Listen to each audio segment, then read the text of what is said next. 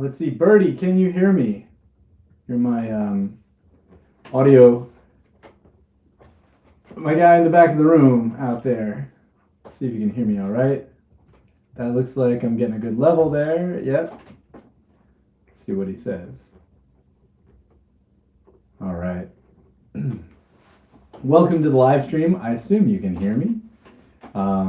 We'll find out shortly. In the meantime, let's see. Did I do my braids? Almazaz wants to know. No, I did not do my braids. I'm still learning. I wish. Hey, Charlie. All right. We are adding the ice removal technology,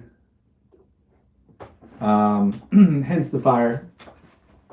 What's up, everybody? My name is Dallas. You can see it at the bottom of the screen. This is my live stream that I try to do every single Tuesday if I can. Sometimes life gets in the way, but most of the time it's here. I'm streaming live. I'm streaming live from southeastern Pennsylvania, where I teach accordion online, and I teach online group classes, and I perform accordion. I'm going to finish up a little recording project that I have for a vocalist that I work with. Oops, I just touched the thing. I hope I didn't mess that up. Let me see. Let me play music for a second. Thank goodness. Okay. All right. And so I'm going to read this little thing that I read at the top of the live stream here. So this is because we're in strange and not awesome times. There are other things that are awesome, but some really not awesome things are happening. And it's important that I tell you who I am and what's important to me. And that way, if you're someone that shares the same interest, you know that you have a friend out there. So this live stream is pro-accordion. It's pro-musicians' rights and representation. This live stream is pro-educators' rights and representation. Remember, at the beginning of this Trump administration, they immediately went for the academics. They were trying to shut down all the colleges and take care of all the coursework that they considered too woke or whatever. It's easy to forget all the madness. Everybody that's been under attack by this horrible administration. We are pro-educators' rights and representation. We are pro-LGBTQIA+. We are pro-gender equality, pro-feminist, pro-democracy, and pro-political plurality. We are pro-immigrant.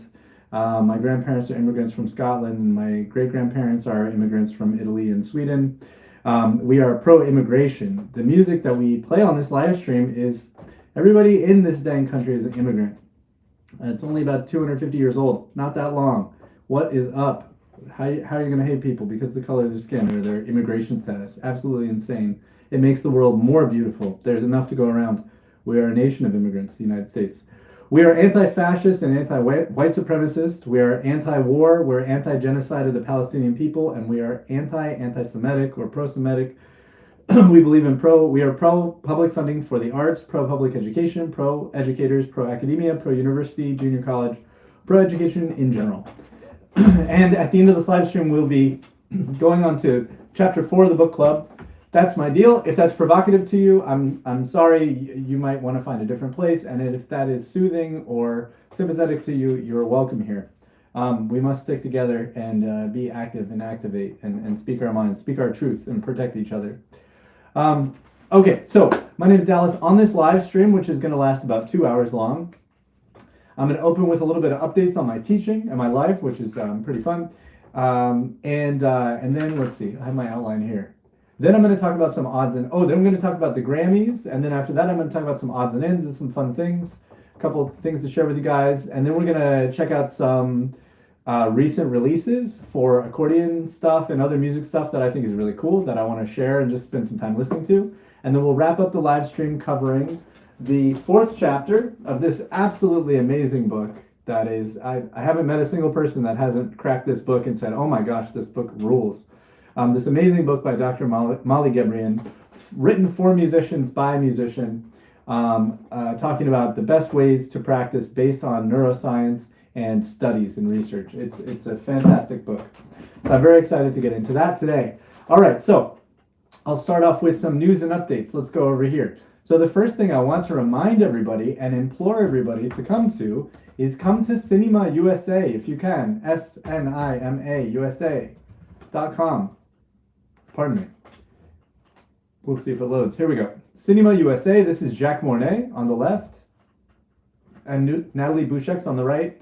And this is Gibet Jean-Baptiste, what's his last name? Boudon, I think. I'll correct that when I look at him. Anyways, you can register. This is an amazing thing. This transformed my life. What's up, Adam? Yeah, great to see you. This workshop transformed my life, and I've been over to France a couple times. I've been to the workshop every single time it happens. I am like a super fan. And for me and my life in music and accordion, it has helped me more than in many ways, not in every single way. Like, I didn't learn jazz harmony and improvisation there, but I learned about accordion and technique and emotional expression and how to touch the accordion and move the bellows and shape phrases and bring every ounce of my soul and emotions into these phrases. So many amazing deep things, and I learned how to be, in many ways, a better teacher in so many different ways from these workshops with Jack and Natalie. They are world famous. They teach all over the world, all over Europe and Russia and China and Africa, all over the place. They're legendary teachers. Jacques is in his 80s, his mid 80s now, and he's not going to be able to come over to the United States forever. So, you get it while you can. It's really amazing. It happens in New Orleans, the greatest city for music in North America that I know of. I haven't been to every single city, but I would bet money on it. New Orleans is absolutely unbelievable. There's music happening everywhere. I'm promising, I'm going for both weeks, and I will take a group of us out to Frenchman Street. We'll go to Spotted Cat. We'll go to all the great places, check out the great music. Maybe we'll get a hurricane or a hand grenade or whatever. Some beignets or something. We'll have a good time on one of the nights there. And there's a swimming pool. It is just the most amazing, extraordinary experience for learning all of these skills that I mentioned. So please sign up. Please help me get this thing sold out. It is not too late to get a great, affordable plane ticket down to New Orleans. The hotel rates have not changed, and they're not going to change. So they're available. And there is room. They're bringing 3 teachers this year, so that the load can get spread out a little bit more, and we're very lucky to have Gibet Jean-Baptiste Baudin as the third teacher. I was talking to Kayla, and Jean-Baptiste is he plays with Angelo DeBar. You can see videos of him online playing and jamming with Richard Galliano, and Richard Galliano looks like, hey, this guy plays really good. So he's absolutely amazing. Thanks, Adam. I'm going to highlight your comment. Let's see, how do I do that? We got Adam's helping me plus this up. Adam is a professor at University of Victoria. Sorry, I don't want to extend yourself. I don't want to speak for him, but thank you for that. I'm just trying to get the word out and fill up these 2 weeks of workshops because they're absolutely incredible. And this is something that's not, Jacques is not going to be able to make these flights forever, and he is still an amazing teacher. He has one of his students, Futa, is from Japan, and he's been studying with Jacques for a few years now, and Futa has gone on to win the Coupe Mondiale, the World Cup of Accordion in his categories, which are very, very serious and very, very amazing. And that's Jacques' current kind of one of Jacques' current prize pupils is Futa. So Jacques is at the prime of his game. He hasn't lost a step or anything like that. And Natalie is equally amazing. I've learned so much from both of them, and I'm really excited to get to be around Gibet and learn from him as my teacher, because I go there to take classes just like everybody else, and I'll also help facilitate. So if you need a piece of music or you got questions, I try to it's a community thing. So anyway, it's going to be an amazing amount of fun. It's the first 2 weeks in May.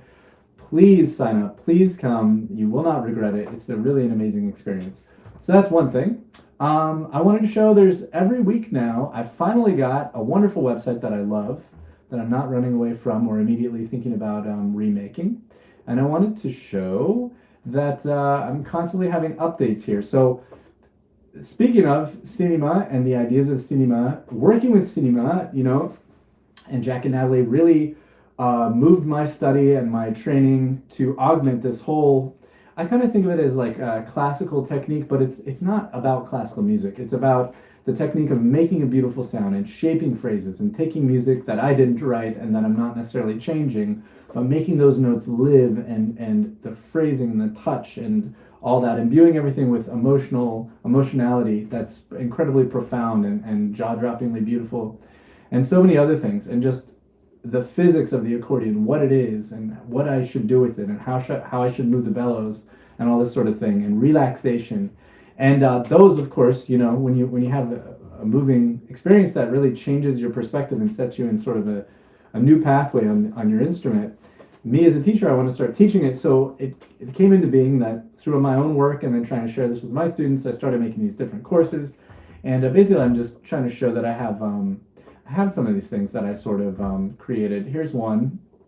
Make a goal to do these movements in the video. So this is based on some of the things that Natalie was talking about. Into your feet. And this is my synthesis. So I'm not purporting to explain exactly as this is my sort of metabolizing my learning and understanding and making my own exercises and sharing. So this is just an exercise where we're practicing.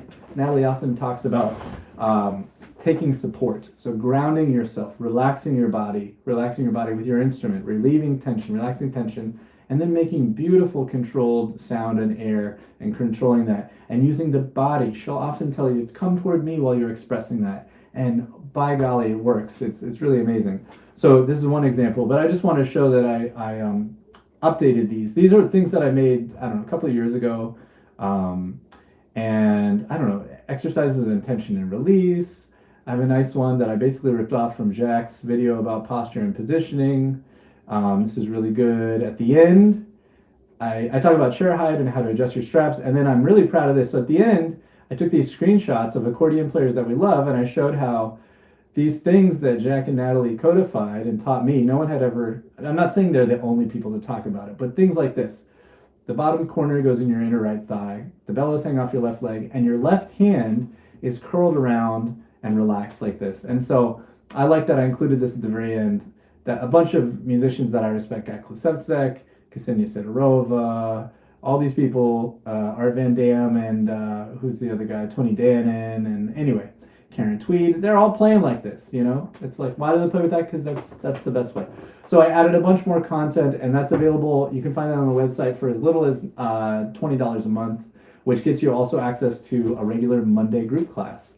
That's really exciting, and a bunch of other content on the website. So I wanted to promote that. I'm really excited also to this week. Let's see. This week, the fire is back. Get ice out. This week, we're kind of wrapping up the first unit of this online large group jazz class on chords. The big course of jazz chords and harmony for accordion is what I'm calling it. And if you sign up, you get access to the course, which I'm going to just keep adding stuff to. It's going to be a massive course. I'm going to have to work on the navigability of that course as it gets larger. But we're wrapping up the first unit, which is about essentially minor 2-5-1. So D minor 7, G dominant 7, and C major 7, and also a dominant 2-5-1. So D7, G7, C major, and then the one dominant going to the 4. So that's about 5 or 6 chords. Let's see, I think 5 chords total, and we're using the tune Honeysuckle Rose. And we've been doing that and some wonderful exercises. Everybody's been learning a ton. And we're about to, next week, we're going to start the next unit, which is going to be adding the 6 chords. So you got 1, 6, 2, 5, 1, 6, 2, 5, and then 5 dominant, 5 minor, 1 dominant, 4. Let's see, there was 3. I sang the 3, but I meant to sing the 5. 1, 5, 5 dominant, 5 minor, 1 dominant, 4, and then 4 minor, and then 2, 5, 1. And I'm teaching this, I'm trying to get everybody to get fluent in these things, to recognize them. And we're going little by little, and these next 3 classes I'm really excited about, because now we can get into Blue Moon and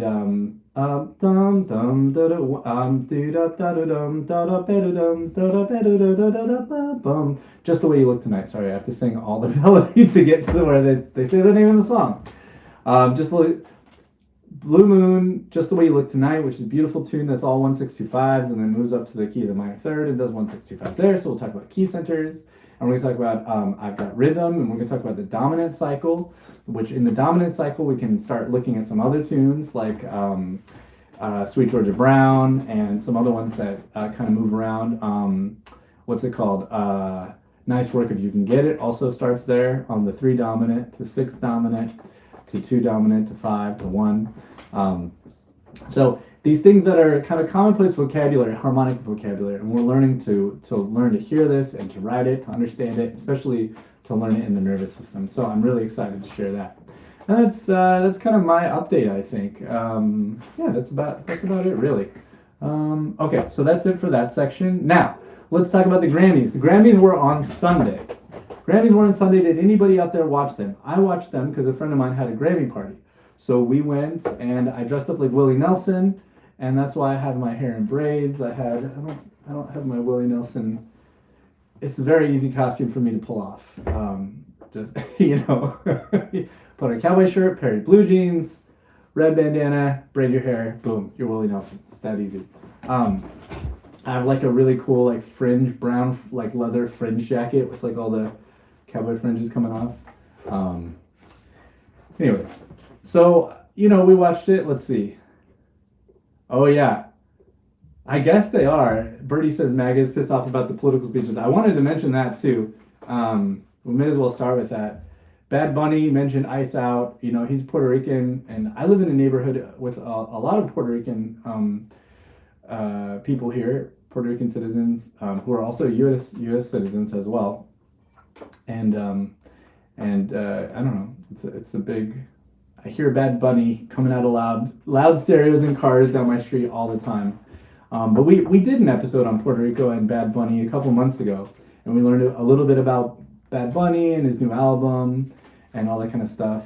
And he won for that.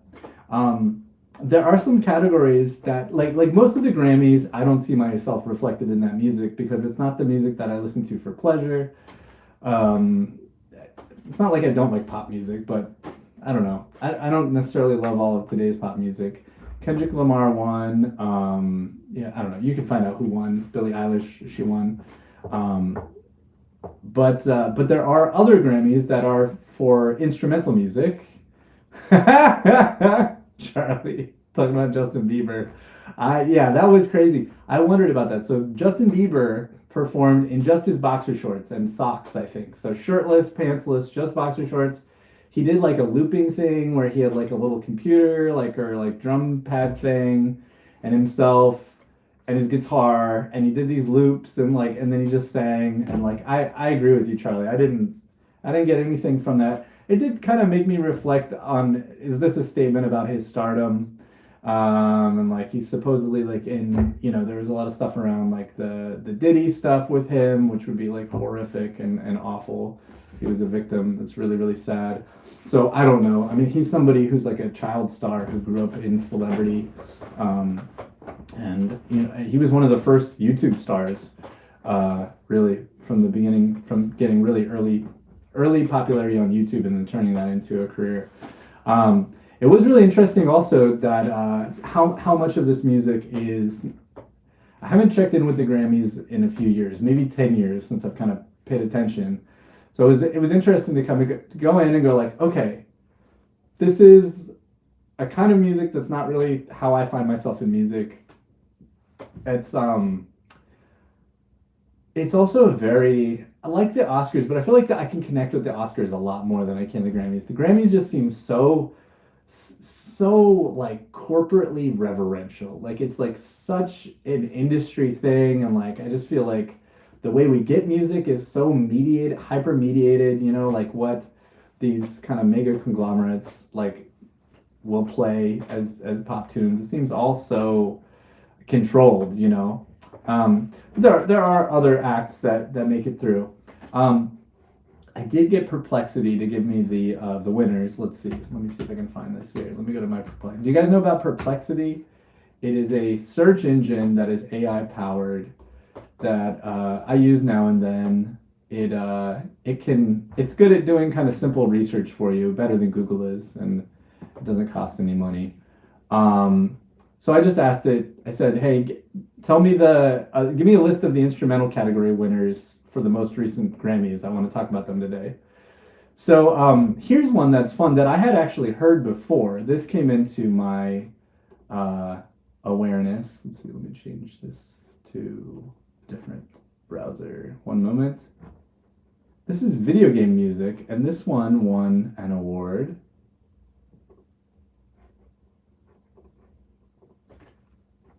It's called Super Mario Praise Break. And I was really surprised when I heard it. when I saw that it won today, because I saw this before. I was like, this is awesome. It's fantastic music. It's written in the style of a gospel church praise break. I don't know how much else I should play. I'm certain it will get muted on the replay. So if you're rewatching this and you don't hear this, oh, what does Charlie say? You're being generous to say that he sang. Justin Bieber, yeah. I actually played along with one of his songs that was nominated, and I liked it the most of all the songs. I think I get together and jam with my friend. I try to jam with my friend every week. What's going on? Hang on, sorry. Try to get together and jam with my friend who's learning electronic drums every week, and it's really fun. We both just put on something loud on his Bluetooth speaker. Like, well, I'll just say, So last week I said, it's the Grammys on Sunday, and we were both going to this Grammys party. So I said, why don't we try to play some of the Grammys nominees and stuff, Kind of like watching the Oscar-nominated films. So we just put on the music loud, and I have my keyboard over there, and he has his electronic drum set. And we just try to learn the song as it goes through. Like, we never do a song twice. Just start, and then I just start trying to figure it out, whatever I hear, and he starts trying to figure it out, and then we play. It's a lot of fun. Usually spend a couple hours, and then I go home, go to sleep.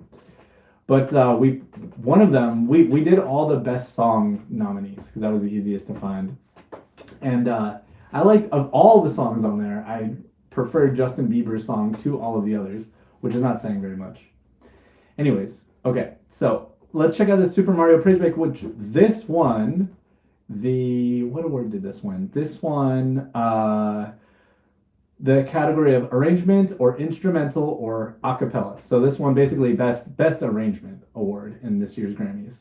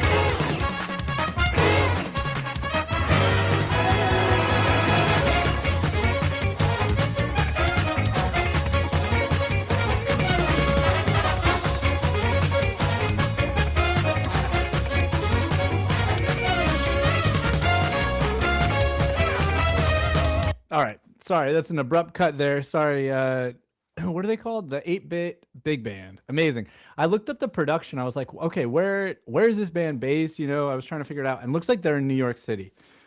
Based on the engineer, I couldn't find where they listed what studio they were at, but I kind of Googled the engineer and stuff, and everybody in the production was based in New York City. So that's really cool. Let's check out another one. So, okay, winner of this year's winner of Large Jazz Ensemble Album is the Christian McBride Big Band, and I found him on the Jimmy Kimmel live show. Pardon me, playing a cut from that. So let's check that out. Pardon me, I should not have a seltzer on stream. That is a bad move. Okay, so this is his new record that just won a Grammy. So let's check this out. I have not listened to this yet. This is their album, Without Further Ado, Volume 1. Here with the classic Back in Love Again, the Christian McBride Big Band with Jeffrey Osborne. Sorry, let me show the album cover. Sorry about that. This is their album, Without Further Ado, Volume 1. Here with the classic Back in Love Again, the Christian McBride Big Band with Jeffrey Osborne.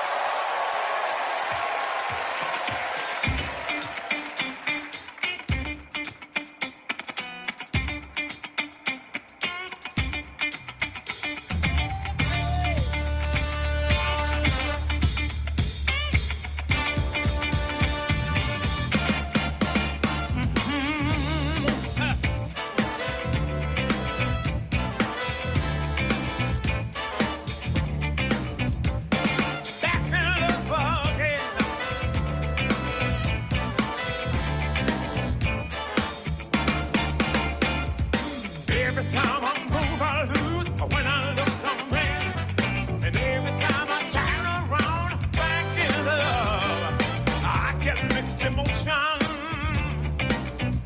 It's the way my feelings flow. Excuse me, I'm only human. Sometimes I just don't know. And every time I move, I lose. When I look somewhere. And every time I turn around, back in love again. All right. In love. Oh, when you put your arms around me, I feel so satisfied. I want to love you forever, but I just can't. No, I can't decide. Every time I move, I lose. When I look from there, and every time I turn around, back in. All right, I'm going to kind of fade this out. We're just doing a little survey of the winners. Okay, so here is the winner of this year's Grammys for what category is this? This is the Best Instrumental Composition, which is, pardon me, sorry, trying to mute this. This is First Snow. It's the name of the composition. The composer is Remy LeBoeuf. And where are they? Nordkraft Big Band, which sounds Northern European, if I was to guess. Let's Google where is Nordkraft Big Band. And they do have these awards are given out. I think it's like the day before or earlier in the day. Obviously, they're not broadcast on the big thing because they're not as popular as all the other stuff. Nordkraft. I don't know. Well, that's all right. Okay, we'll check out a little bit of this composition. So this one, Best Instrumental Composition this year.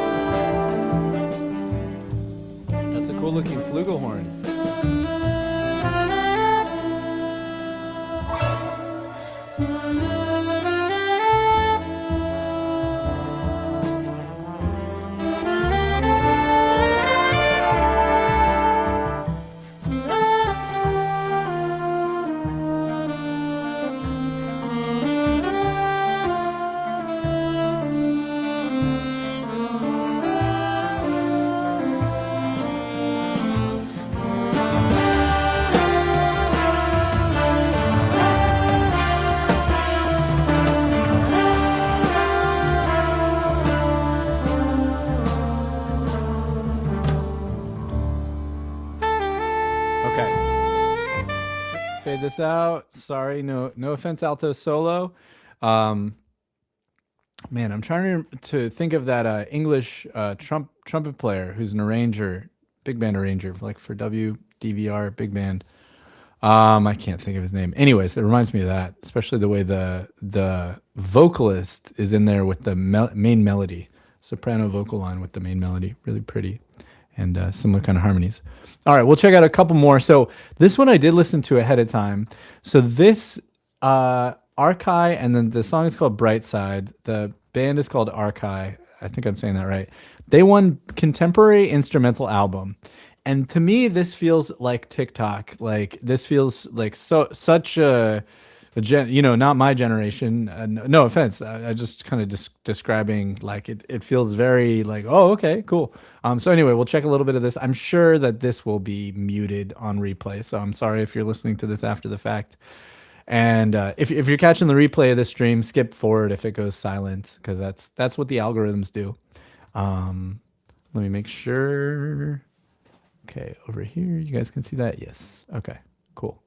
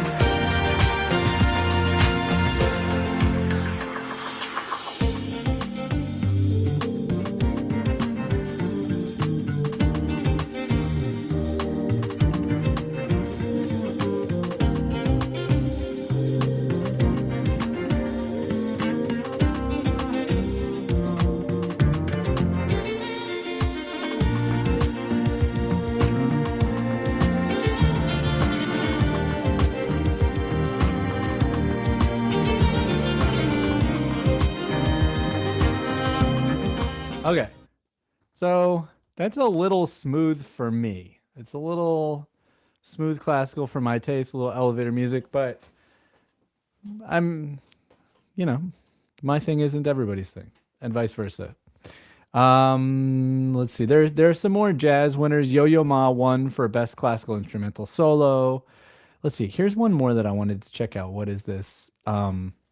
Sullivan Fortner, who's an amazing jazz pianist, and Marcus Gilmore and Peter Washington, who are considered like some of the top contemporary jazz bass player and drummer.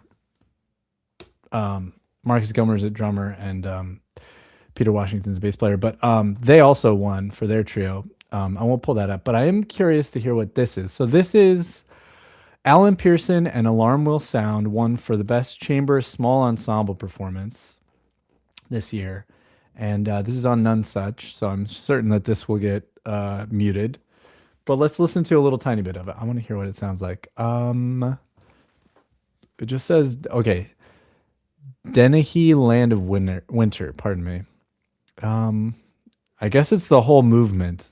I don't know, which one should we do, November or July? Is there a February? Now that we're in February, I feel like we got to do February.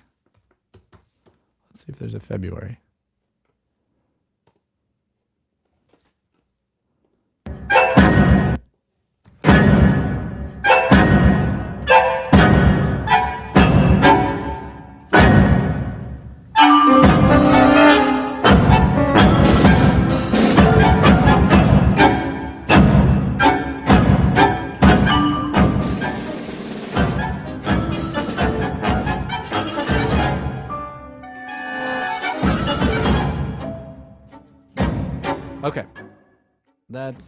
that's enough of that. Alrighty. So again, no offense. Contemporary music. Alrighty. So that concludes my Grammys coverage. Oh no, it doesn't. Wait, there's one more. The best thing to show you guys. So then I asked the perplexity, I was like, did any of the Grammy nominees or winners have accordion? And AI said, yeah. It said that there is an album called A Tribute to the King of Zydeco, who of course is Clifton Chenier, or Chenier, as we all know. And that won a Grammy for Best Roots Music. And there's a little like documentary thing that we can watch, right? Is this it? Yeah, this is it. Okay, so let's watch this. Okay, so produced by Lafayette, Louisiana. Now Lafayette, oh, you guys can't see it. Lafayette is the city in which you can find Zydeco. It's to the west of New Orleans. New Orleans is very much to the east, and borders Mississippi basically. And it's right on the water, of course. And Lafayette is further west, more toward Texas. And that is the city where you're going to find a lot of Zydeco. You're not going to find very much Zydeco in New Orleans, at least when I have been going down there once a year now for the cinema workshops, and then I did live there for 1 year, and I dug around. You can almost always find it at Rock and Bowl, which is a bowling alley that has a whole kind of performance room where they book a lot of Zydeco. It's either on Tuesdays or Thursdays. But other than that, there's not a whole lot of Zydeco that you hear in the city. They do have like a Zydeco festival in New Orleans and stuff, but it's not really highly represented in the city. But in other places in Louisiana it is, and the mecca for Zydeco is Lafayette, the city of Lafayette, and that's where it looks like the Lafayette Chamber of Commerce or something sponsored this. They have a really cool festival there called what is it called? Fête de Musique or something like that. And it's basically, they draw acts from all over the French-speaking world, like former colonies, French colonies that still speak French, and of course New Orleans, and of course France and other places. And they bring in all these French language. Quebec is represented there. And it's a multi-day music festival. And it's something I've always wanted to go to and haven't been to. I think it happens in like late summer, I think. Anyways, seems really cool. But I digress. Okay, so let's check out this little 3-minute teaser on this record that came out. In California one night, this guy named John Leopold came up to me and said, "Hey, would you like to produce a tribute to Clifton Chenier for your record label?" And I was like, no one's done that yet? This amazing project sort of fell into my lap. My name is Joel Savoy from Eunice, Louisiana. I will tell anyone at any time that I'm not a Clifton Chenier expert. I, of course, grew up around the music. My father was friends with Clifton and actually even played with him a few times. But for me, to be involved in a project like this carries so many implications. It's so important that the genre is represented appropriately. From day one, we thought the most important thing about a project like this should be that it reflects Clifton's reach outside of Louisiana. So we wanted to make sure that we had some big names coming in, people that have been touched by Clifton's music that wanted to be part of this record, that would really take it to the next level. I spoke to Corey Ledette. He said, I play tribute to Clifton Chenier every day, every time I play music, which I thought was incredible, I love that. And everybody here kind of does. Anybody that plays Zydeco definitely does. But for someone like Lucinda Williams, for instance, to say, I want to be part of this record, says a lot. I would say that Clifton Chenier really helped to put all of Louisiana's diverse musical styles on the map, because he's kind of a gateway drug.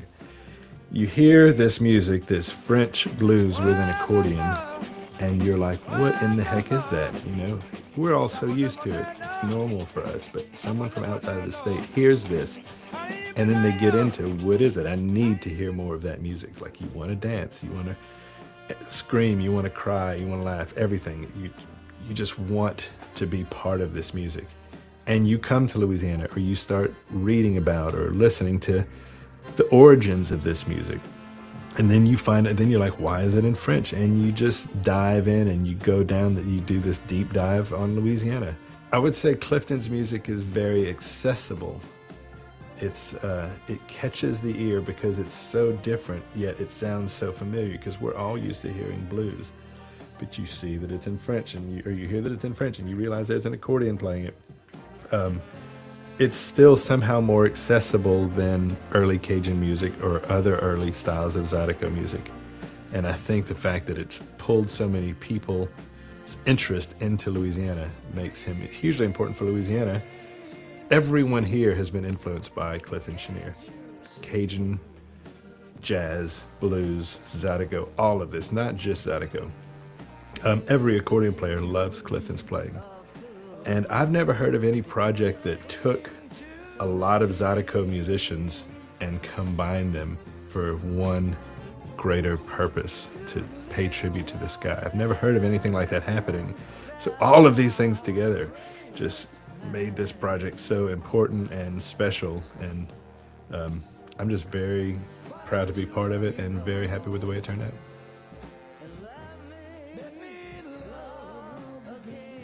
Very cool. Alrighty. Well, that was that. And that concludes my 2026 Grammys coverage. I also learned the Grammys go from when they do the Grammys, the music ends at the end of August, I think, of the previous year. So you're actually hearing stuff from September of 2024 into August of 2025, I think. And then no later than that. No more recently than that, I mean. And that was interesting. I never knew that. Okay. So moving right along. Next on my list of things to share with you guys. I happened upon this today. This morning, I was like, wow, okay. I've been kind of checking. When I checked this out, let's see. CJS. What is it? Fisarmonica. Is that going to get us there? Yes. Okay. So we see the amazing Roberto Gervasi, who actually got brought up in the class last night. Somebody mentioned him. He's so fabulous. So I thought, okay, well, what is this? I mean, this is a kind of a unique thing. And I thought it was talking about the right hand, but it's not talking about the right hand. However, look at this. Are there 3 lows and 1 middle? What the heck? What is going on there? Or no, maybe 1 low and 3 middles. That's what it is, huh? And then a mute. Okay. So the right hand manual, let's see. Let's see if we can get into this over here. What is this going to sound like?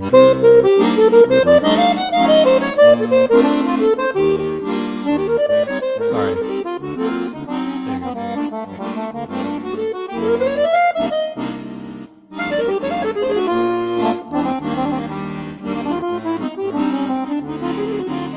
Okay, so let me read this. So once I started reading this, I was like, oh, Gabriel Rodriguez said, Petoso was telling me about this. Like, I don't even know, however long ago. Last time I saw him, last year, I went up there and he put the mics in the Victoria for me. I bought the harmonic mics from Petoso from him. So I remembered. I was like, oh yeah, he mentioned this. So I will recite the English translation here that they have posted in the description. The CJS by Valerio Chiavorelli, who we actually were checking out like last week, I think. We were checking him out. He's playing. Is a new harmonic patented system that shows clear evidence of the current growing evolution of accordion and its interpreters. The standard bass system was born out of the need of simple and present chords to readily accompany the melody. Today, the accordion is more and more opening up to different styles, and it is following a natural changeover that leads to the need of building new chords and new harmonies in the left hand. I'm adding that. Not just merely more complex, but rather customizable and open to nature and needs of the modern musician. This new harmonic system, which can be adapted to any standard bass system or combined with the CJS accordion instrument, limited edition, allows for a vast creation of chords and expressive and creative possibilities in all genres of music styles: jazz, pop, classical, contemporary, folk, etc. The subtraction that derives from transforming a triad into a bichord. Okay, so take a triad, remove one of the notes, and you have a bichord. You have 2 notes that are triads on the accordion, are root, third, fifth. So either you have a root and a third, which is a major third interval, or you have a third and a fifth, which is a minor third interval. Or the same with a minor chord, root, minor third, fifth. So the opposite is true. Minor third from the root to the minor third, and the major third from the minor third to the fifth. Okay, so from what I understand from this, it's both of a concept saying like you could just do this to your accordion by removing one of the pins, so making your triads only play two notes rather than one note, or you could buy one of these accordions from us. Okay, so the subtraction that derives from transforming a triad into a bichord without altering the modality, the mode, mathematically adds infinite harmonic and expressive possibilities. These possibilities come together and become even more concrete through the chance of adding two or more bichords with correct voicings. With this ingenious principle that I would define subtract to add, the Chiavarelli jazz system opens up to new paths in the world of the accordion and its performers. Okay, so we're hearing here a recording of, I guess, Valerio playing this. And what we're supposed to pay attention to is the left hand. Now,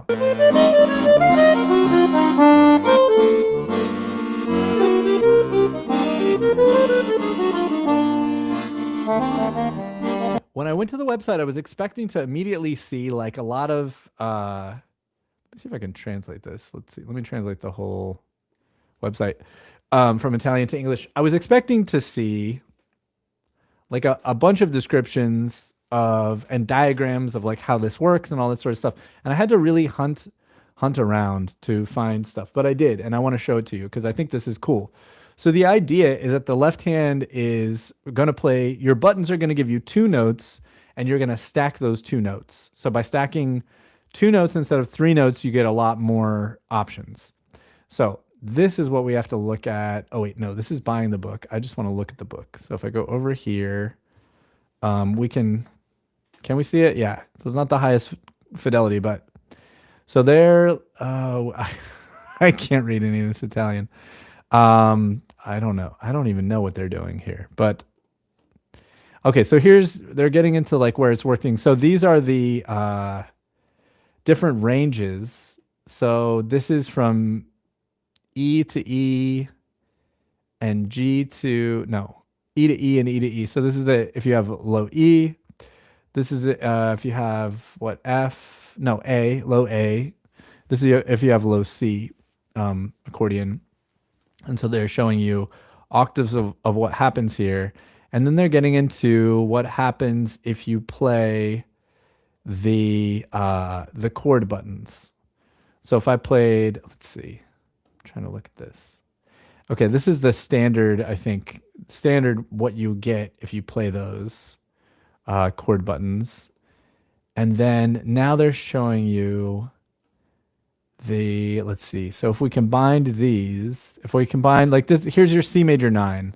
Can you guys see this? It's larger for me over here. I'm going to close the chat for a second. Make this larger. There. Okay. I accept the cookies. Okay. So this is to make a C major 9, and then this is the huge density of sound that you get when you're playing this. If you play either a G major and a C major, or I've never tried this combination, in E minor. Oh no, I have. Just the regular C. The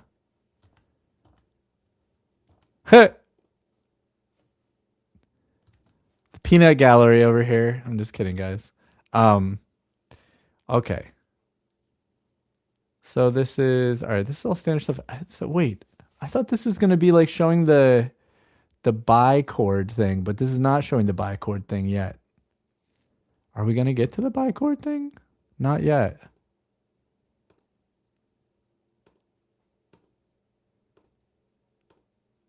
Well, oh, maybe. It's sideways though.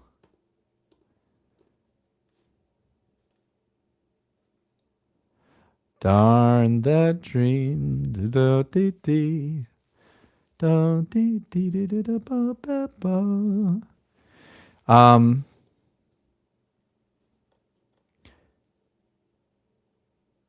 Does the 6 mean the minor 6 chord? I don't know. I should have prepared better. I assumed this was going to show us. I looked at a couple of these pages. I was like, "Oh, cool. They're writing it out to show us." But this looks more like it's using not the bichords. Like if I'm understanding this correctly. So, oops, I misunderstood. What is this showing us? Realizing these harmonies. Okay, but they don't write that out. A C6-9 if you used a C plus the C diminished and plus the F diminished. So, I don't know. That gets you the C and the A and then the F and the D? No, that can't be right because you don't need an F in there. I don't know. Oh boy. All right, I'm going to have to get back to you guys, but I will get back. But let's listen to a little bit more. Let's listen to some of these examples.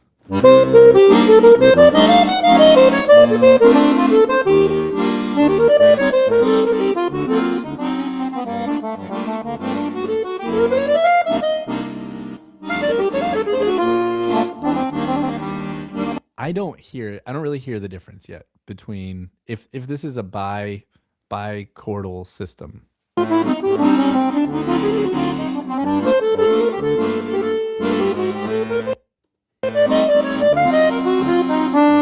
Let's hear this example.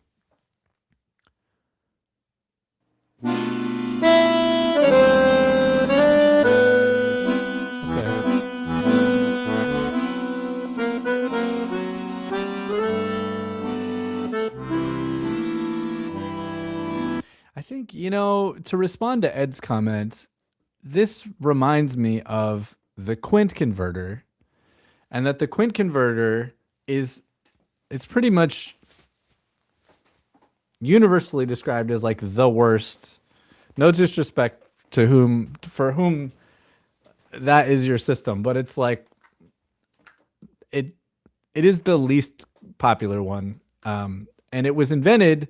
The idea behind it was, okay, you have a whole ton of accordion players that know their stradella already. Let's give them a couple more octaves of stradella. So do, re, mi, fa, sol, la, ti. And then you move down 2 columns. Do, re, mi, fa, sol, la, ti. And then you move down to the diminished and you got that again out of my vocal range. This kind of reminds me of that. It's like, okay, let's take something that like the accordion player already knows and like let's give them kind of some more flexibility with this. But I do agree with Ed. I thought it was cool to. Oh no! What? Do you guys hear me? Let's see. I'll be able to tell if I hit play. No, I gotta fix this. My audio dropped. Hang on a second. Sound. It's gonna show up here. No.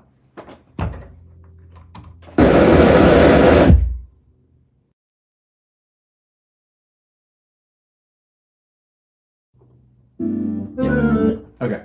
You should hear me. Let me know if you don't in the chat. Well. Oh, but my camera's gone? How did that happen? Okay. There I am. So it's interesting, and I had heard about it from Gabe, like I said before, at Petosa. So he knew it because he works there, and they come over from Italy, from the manufacturer factory and stuff, the Zero Set factory, and they get all the gossip over there about all the new cool stuff, which I'm a little envious of. But so this is both. So this is okay. So he wrote a method. So I think I'm just like a little confused about what part is his method for how to make chords, and then what part is actually his accordion system. And that's what I thought I was showing you guys was this bichordal, this 2-note voicing accordion system, but it didn't seem to be that.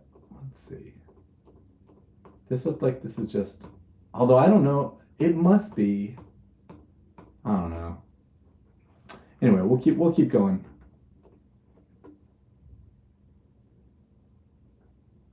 I converted my mic from 3 coils to 2 coils. I like that. Is it still muddy? Could hear you clearly till a moment ago, but now it's muddy. All right, let me see what's going on here. Is that better? Let's see if that's better. Is that better, guys? Sorry. A very delicate dongle here. The Macs, you know, they got their dongles. Alrighty. Well, okay. So the final thing that I wanted to share was I was trying to do a little singing and ear training and all that kind of stuff. And I'm using this app called Ella. And Ella is neat. I can show you. Let's see if it'll load.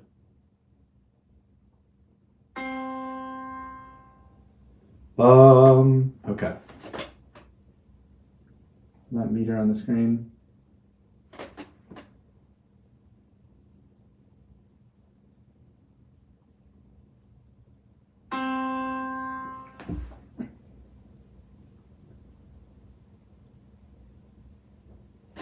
So here's Ella, and do,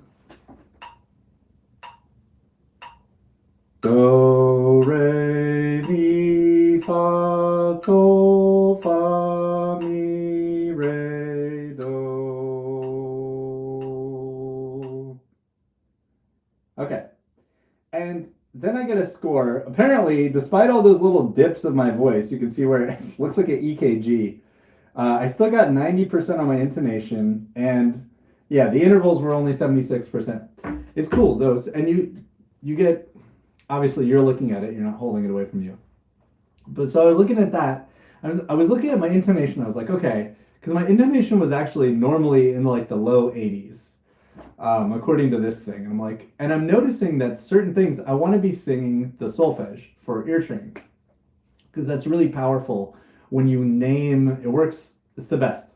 When you sing whatever you're singing, the roots, and you name the harmony that you're singing. 2, 5, 1, 6, 3. Anyways, whatever. Or if you're singing melodies, you're thinking melodically, you sing either solfege or numbers. And I was finding that when I was singing the solfege, my intonation was worse than when I was just humming or singing a syllable like ah, any sort of vowel sound. And so I started texting a friend who teaches singing, and she was like, I was like, what's going on here? And she's like, oh yeah, like when you're, let me see if I can read what she said. She said, so I said, I showed her this screenshot, and I said, if I hum, my intonation is way better than if I sing the solfege syllables. Why is that? And she says, because your tongue articulates, and because your articulates, but maybe she means articulations, I don't know, and tongue aren't getting in the way. So I said, so the intonation is affected, the intonation, which means like how in tune you are, is affected by the tongue and general mouth shape. And she said, yes, it is. Depending on how high or low the tongue positioning is, it can affect the purity of tone, she said. So I started thinking about it. I started going, oh, or do, and then I started thinking about it. And then I did this, and this is all I want to share. So and I invite you to try this on your own at home where you're listening to this. Wait, so XBN says it's still muddy? Oh, I know what's going on. All right, let me fix this. That should be correct. If I tap this, do you guys hear that? What's going on? What happened to the audio? Live stream. Everything should be okay. Nothing? So if I tap this, it's not. All right, let me play around with this. What's going on here?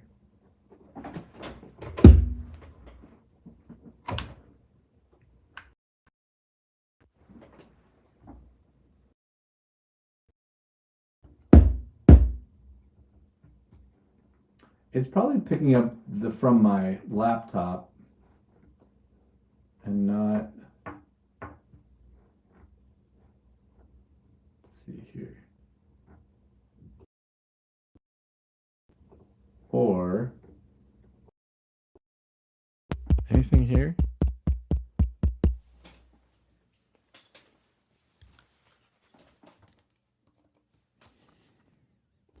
All right, I'm trying that. I hear that. That should work. Do you guys hear that? Do do do do do do dun do do do do dun bum.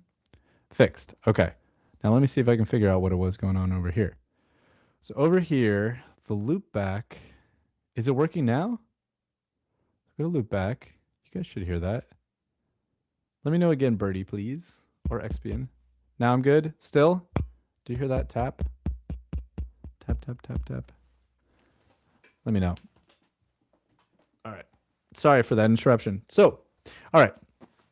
So where I was getting to basically is I was just exploring do, and I was thinking like, okay, let me see if I can isolate, if I can go slow with the D sound. There's something about the D sound that is changing the tuning. So I went, I'm not going to open my mouth so you can see inside, but to make a D sound, we've talked about this in terms of plosives before and the way the accordion moves. And this is what I want to share. So the accordion valve, they call it, the palette rather, the palette lifts over the hole that the reed is in. So you press the piano key or the button and it lifts the palette, which is like a door, and it comes up or down. Okay, thanks XBN and Birdie. Appreciate it very much. So if I go the D sound, do, or if I go oh, do, so it sounds like I'm bending. You can hear the pitch bend as I bring my tongue almost closed. Do, do, do, do, do. It's really weird to do on the live stream, but I think you can hear that it's like going do, do, but I'm not doing it with my vocal cords. It's literally happening as it closes. And immediately as I did that, what did I think about everybody that plays accordion?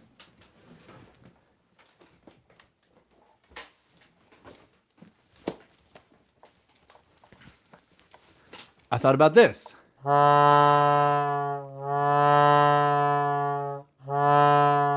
was like, holy shit, it's the same thing.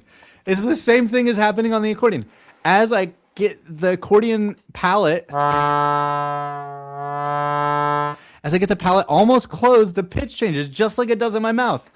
It's such a small thing, but I had to, you guys are the only people that'll appreciate this in my life. I was just like, whoa. So then I tried to do some research on the physics of it because I was like, well, what if I can find some physics or something on this? Like, I really do want to understand more how the physics of the reeds in the accordion work. And like that's the thing. So I did find some written things and a number of YouTube videos of harmonica players talking about how that bend, the bend in a harmonica, because that's where I went to, because I was like, oh, well, there's probably this is a common harmonica player thing. Let me see if people have written about that. And with the harmonica players, they talked about their tongue, but when they were talking about it, they talked about, in fact, I have it in a video. Let's watch it. They are talking about that the pitch is changing because the tongue is creating a change in the shape of the cavity in the head and the jaw that like the resonance is happening in. And I was like, that something similar must be happening in the accordion, but like on what side? Like how, I don't, I'm a little confused by it. If anybody out there is an expert in physics, and has any insight on this, I'm curious to know. Let me find this video. Okay. This is Richard Slay, and today I am going to talk about the one and only thing that creates a bent note when you're playing the harmonica. There's only one thing that does this. There are many different techniques for creating this effect of bending a note. I'll play one. That's what I'm talking about, is bending notes, starting with a pitch and bending it down. And what is happening is you're tuning the inside of your mouth to reinforce a particular pitch. Now, of course, you also need to... So how does that work with the accordion is my question.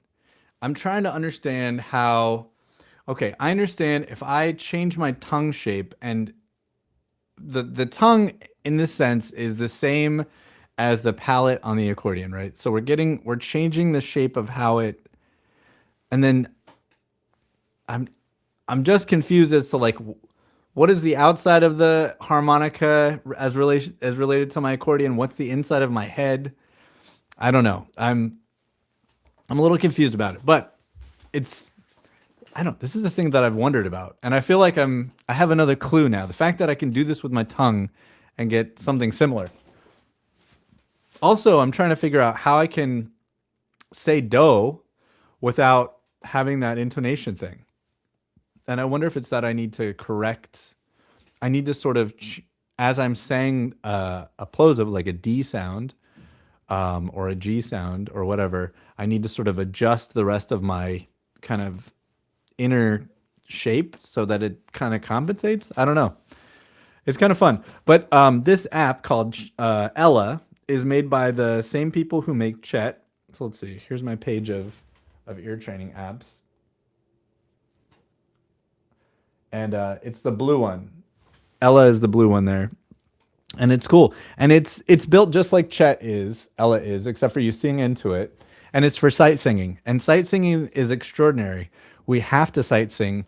Sight singing is basically you have to recall the sound. So you're just saying a C and a D and an E, and then you have to do the analysis that, okay, I know that the first step of the scale is what I heard. I was given the do, the starting note, and then I do my analysis little by little. It's really a brilliant app, and I don't know. I'm thinking about maybe sometime soon starting up just a class that's only about ear training stuff.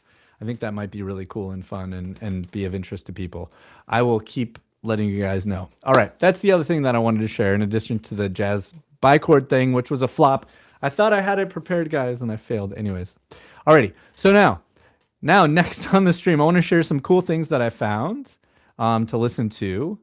The first one just came out this morning, and it's on the subject of AI music. We're not going to watch very much of it, but here's a new, or one day ago, it came out yesterday. So this is a new Adam Neely, what do you call this? A YouTube essay by Adam Neely, who's an amazing bass player, jazz bass player, and other styles. I think he lives in New York. And he makes these fantastic video essays that we've been watching for a long time now, since the beginning of the stream, maybe 3-4 years ago. We've been watching Adam Neely videos. He's fantastic. This is like 2.5 hours, an hour and a half, pardon me. And he says that you could watch the whole thing on Nebula. But let's watch a little bit of it. It's very well produced. And I started watching and then I had to stop to get some work done this morning. But let's watch a little bit of this. This is on Suno. And if you don't know what Suno is, you'll know very soon because he's going to tell you all about it. This is Mikey Schulman, CEO of the generative AI music company Suno. Suno is worth $2.5 billion, largely because investors believe in Mikey's vision for the future of the music industry. He wants to model it after the video game industry. I think that the music industry is way smaller than it needs to be. What if the music industry can be as big as the gaming industry? The gaming industry is 50 times bigger than the music industry. And it's because gaming is super active. If you make music interactive and you make music engaging, people will pay for it like they pay for video games. Look at the video game industry. These are rich and engaging experiences that people have. And music today is mostly just listened to. Too much music is just passive consumption. Now, in contrast to the passive consumption of audio recordings, Mikey's vision is to take generative AI and use it to sell the idea of making music as a consumer product unto itself. We are best known for giving everybody the ability to create. The thing that is new here is certainly creation. We have opened up a new method of interaction, which is creation. He pitches this idea to the many investors that he talks to on podcasts by using this analogy of a video game. It's a little bit like a video game. Why should it resemble a video game? In some sense, music is a game. It is interactive. It is engaging. It is fun by yourself, but it's more fun with your friends. To me, it seems like just crazy that music should not be as engaging as Fortnite. Now, in order to make music as engaging as Fortnite, Suno lets users create songs in a bunch of different ways. You can prompt the model through text, kind of like ChatGPT, but you can also sing melodies into the app, and then it will generate music and chord progressions that go with your melodies. You can also upload demos, and then the app will realize a fully produced track around your demo. Suno does not think of these as professional workflows, but rather consumer experiences. We are in the business of selling pleasurable musical experiences to people, super engaging digital experiences around music. The new experiences that were never possible before, so many more experiences are possible. Engaging, meaningful experiences. Way more valuable and fun experiences. Start to see a lot more around meaningful consumption experiences. Meaningful consumption experiences might mean making music with other people, what Mikey calls multiplayer mode. The most fun experiences will involve 2 or more people. For lack of a better word, multiplayer. For lack of a better word, everything multiplayer. Multiplayer. People basically hacking multiplayer mode. Now, Mikey is a businessman, and he wants to find ways of monetizing these meaningful experiences. One option that he pitches to investors is to focus on superfans. If you read the earnings calls from the major rights holders, there's a lot of talk of super fans. The next wave of monetization is going to come from increased interactions between fans and their favorite artists. So we did this contest with Timbaland where fans could remix one of his songs. And to me, this is like an incredible part of the future of music. I will feel like I am co-creating with that artist. It is quite obvious to me that people will want to pay a lot of money for that. These are what the video game industry might call whales, people willing to spend a lot of money on microtransactions because of a hyperfixation on the game. How do we get super fandom to be a daily activity? It will be more valuable to them, and they will want to do more of it, and they will want to pay more for these experiences. Should be willing to pay more for it. You know, if you want to just be cold and hard and calculating about it, the amount that you are willing to pay for something is a measure of its value. Just in terms of the number of dollars or the amount of time people are spending doing music, both of those are going to go up dramatically. And this is something that we should lean into. And so like, there should be 1 billion people doing this. I think a billion? Yeah, why not? Yeah. And Mikey has big visions for this product. He wants billions of people to use it. We can get 1 billion people much more engaged with music than they are now. If we can bring those joys to 1 billion people, then we will have created a lot of value for them. We will have upvalued music for everybody on the planet. 1 billion people way more into music than they were before. That's got... I mean, I think we can put this CEO into the category of, like, you know, money-brained monster, you know, much like the other billionaire oligarch class. Like, it's like, I don't think music has value for this person. I think, well, the art does not have value. The potential to make it fun and make $1 billion off of it has value to this guy. It goes on. I'll let it play for about another minute. It's like I said, it's an hour and a half. It's really captivating, extremely well produced, and Adam will start having interviews with other people, and it's a really good YouTube essay. To be good for music. I challenge somebody to explain to me how 1 billion people way more into music than they could have been is somehow bad for artists.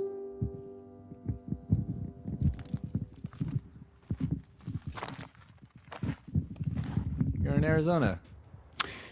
Challenge accepted. In this video, I'm going to painstakingly argue what should be obvious by vibes alone. And that is, all of this is bad. Commercial generative AI is bad in ways which are different from other disruptive music technologies of the past, like MIDI sequencing and samplers, because there is a socio-political agenda behind its adoption. This agenda will be bad for musicians, it will be bad for music lovers, and it will leave us feeling more alienated and alone.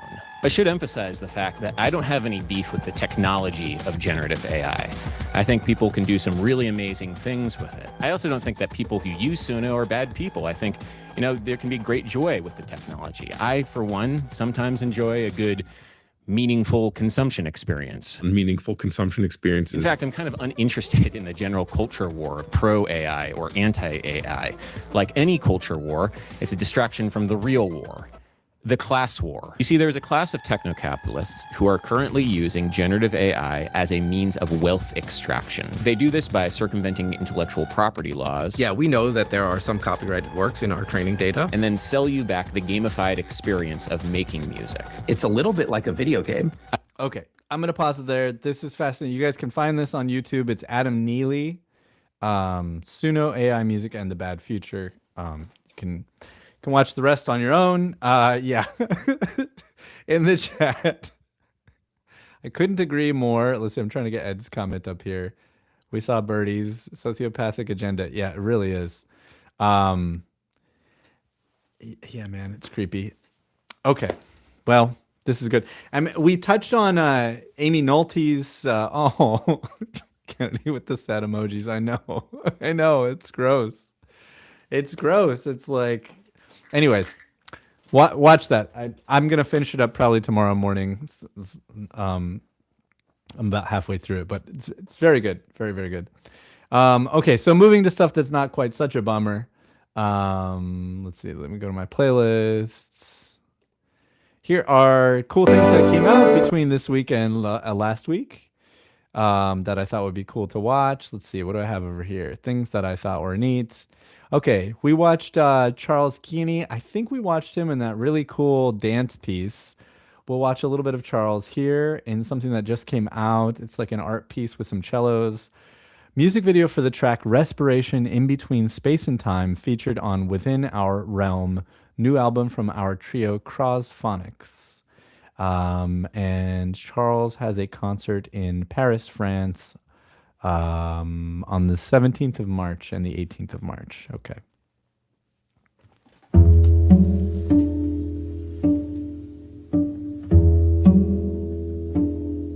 I love the video editing already.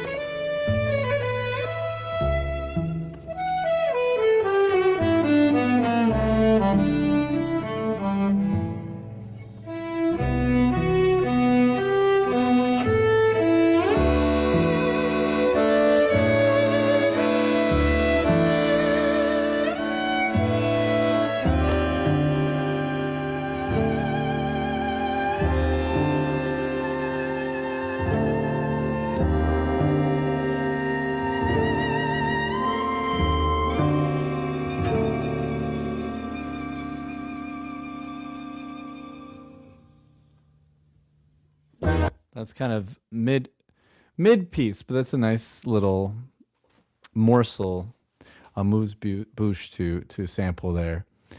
Beautiful. I really enjoy the music video too. Very, very cool and really fits the music.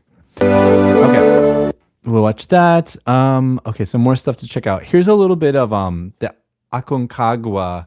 This is an incredible concerto written by Astor Piazzolla. My favorite version is Piazzolla playing the bandoneon part, but it's been done. You see it staged and uploaded to YouTube all over the world very commonly. It's such an epic, really, really epic composition. And this has João Baradas, who's a Portuguese accordion, concertizing accordion player who also plays jazz. We'll listen to a little bit of this piece. I wonder if anyone in the chat is familiar. This is one of my favorite Piazzolla compositions. It's a really, really epic.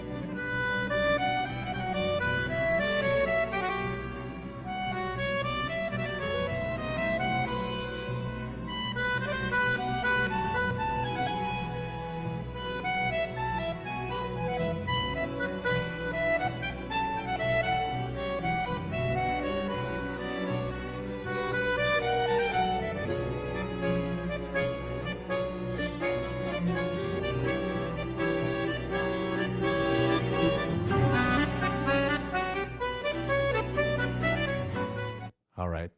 That's just a beautiful one, and I'm a big fan of Joao. I met him one time in New York City. He was there. I think he was still in college. He won some jazz awards, and traveled to Manhattan, I think, to compete or to perform or something like that. Anyways, alrighty. Some more cool stuff. I gotta keep my eye on the time. Let's see what else to check out. Oh, okay. So here I found this really amazing performance. So this is Antonino De Luca. Well, I think he's an Italian accordion player, and he's performing this Torna al Sorrento, Come Back to Sorrento, arranged by Gallerini. And oh, Ed, you know Joao too. That's so cool. Cool. Oh, he's a Larry Gray favorite. Yeah. Yeah. Cool. Cool. Yeah, he's a killer. Especially Joao's like contemporary jazz playing. He's really amazing. Okay, so this is just an extraordinarily beautiful, amazing performance, which to me really helps me understand the genius of Gallerini's arrangements that I've heard from a number of people before. And you know, I think this, listening to the way that Antonino expresses this, I mean, the artist is really him, but he's making this incredible arrangement come to life in a way that I could not, for sure. Or I'd have to, if I wanted to play this, I would study this way, because it's just so amazing. So let's check this out. I was not prepared to be blown away by this when I knew, I was like, well, let me check this out. But I was intrigued that it was a Gallerini arrangement.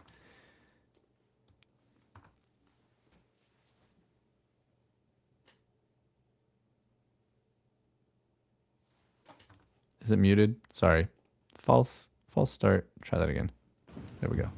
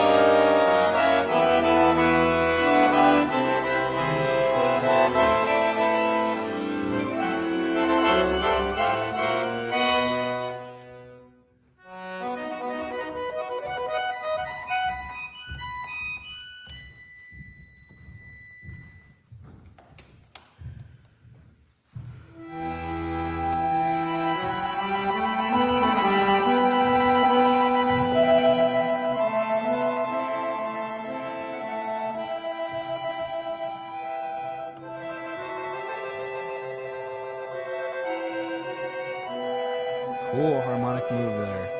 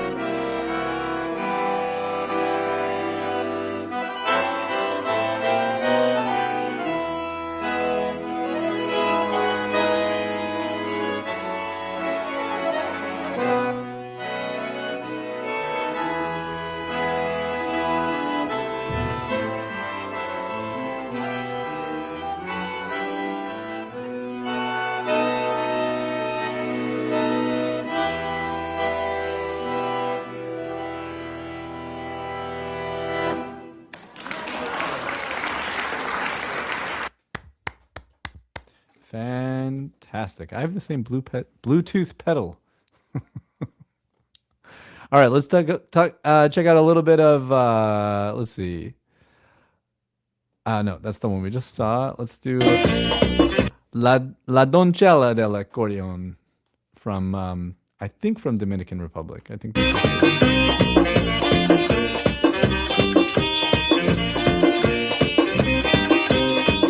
She's a new vocalist with her. I have a heat. Give me a wolf. I have a heat. Give me a wolf. And which one do you like more? And which one do you like more? I don't know, Inez. I like the heat more. If you ask him when you bathed, he'll tell you today. Yeah. Today. He'll tell you today. Today. Today. Today. He'll tell you for her. Dude, I think what's happening is I think YouTube is automatically translating. That's why I think we're getting auto dub vocals. That sucks. How do I turn that off? Auto dubbed. Okay. How do I turn that off? I was like, this is so weird. I can't, it doesn't seem like either of them is singing. And that's because it's auto dubbed. Oh, that sucks. I don't know how to turn this off. Okay. Wow. All right. The the AI slop continues. All right, let's check out Michel. So I love that there are certain French accordion players who play musette and other styles that hold their accordion like a punk rock player holds their guitar. And that's my main attraction to this video.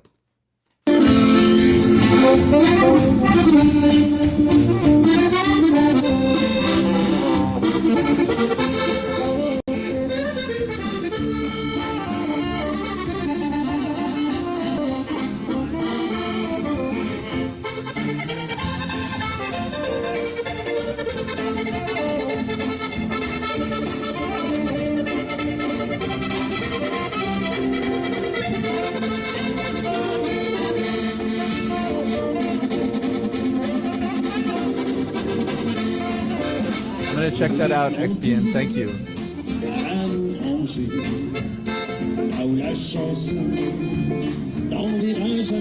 Okay. All right.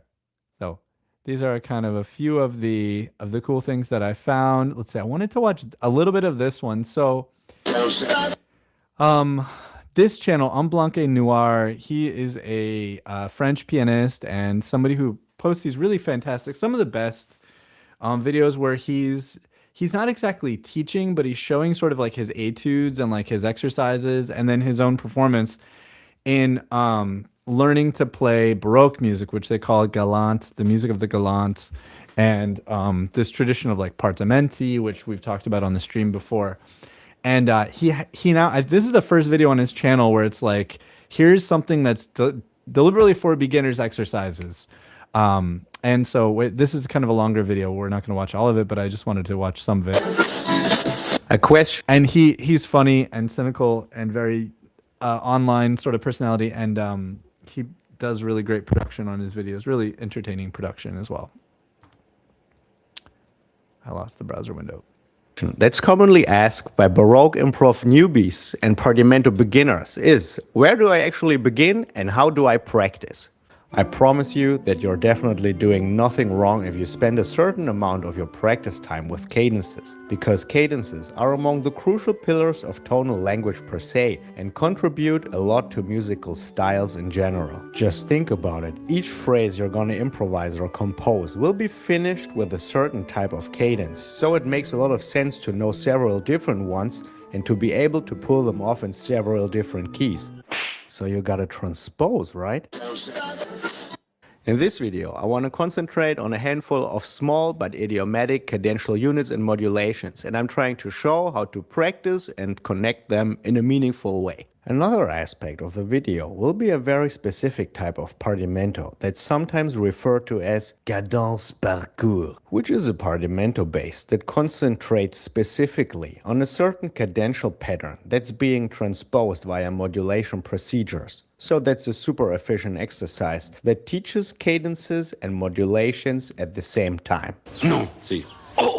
Before we actually begin, let me tell you one little thing that in this regard seems pretty important. You probably heard about the notion that there is some sort of a mysterious connection between improvisation and partimento, and in some circles those terms are used almost synonymously. In my opinion, this leads to a severe and unholy misconception, because you can obviously realize dozens of partimenti without any improvisational takeaway, because you just work on the given bass for a while, just like you would on a repertoire piece, and then you proceed to the next one. And with this practice habit, it doesn't surprise me when there is no progress. What you actually gotta do is to localize and extract certain patterns from a given partimento that you flip over in all kinds of ways and drill separately via transposition and combinatorial experiments. But today I'm kind of taking the opposite route by starting with exercises on small separate patterns, and after that proceed to a partimento that changes them up. The first pattern I want to concentrate on is this one. The 4/3 suspension on the 5/1 cadence forms the most basic of compound cadences, and an aspect of Baroque trio-style textures is that whenever you have a pattern that contains a suspension, this dissonance can either be placed in the middle or in the top voice. Which means that there are always two versions of the same structure to practice, cause depending on the situation, you'll need the one or the other.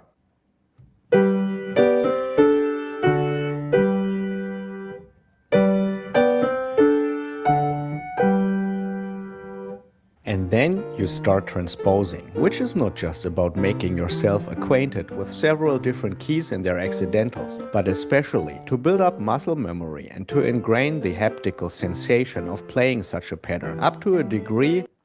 And this is exactly like the process of learning jazz. It's exactly the same. It is exactly the same. You have vocabulary. It's learning a language. It's the same thing. And this goes back to 1600s Italy and Western Europe. Where you don't have to think about the exact details anymore and delegate to autopilot. If you're familiar with both patterns, I suggest doing this kind of combo exercise, which uses both possible positions of the suspension and as well displays a plausible key combination, as it basically uses the cadence to modulate into the dominant key. I don't want to praise myself too much, but this is surely a smart exercise.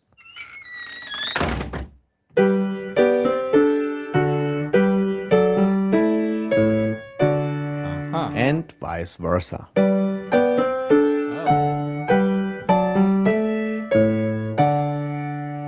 And let me just demonstrate how a minor. And that time, in the other way, it didn't modulate. It just stayed in the dominant. Minor key version would sound like versa. Dum ba, sol do ti do, or they call that mi fa, re, mi.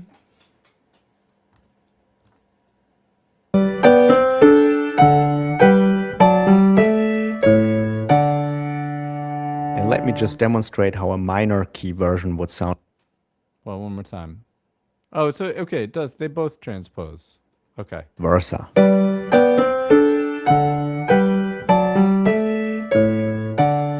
they both do.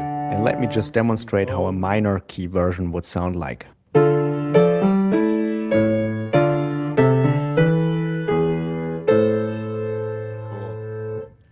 And if you transpose this combo. Okay. I love this stuff. It's so cool. Oh, this guy's channel. If you like this, you should just check out his channel too. It's called En Blanc et Noir. You can see the channel down there. He's one of my favorites. Okay. I had just a couple other like cool videos. So this one's kind of fun. It's Marian Mexicano, and he's going to be playing Sous le ciel de Paris, Under Paris Skies. And then they're going to go into, I assume, a Romanian song with the vocalist.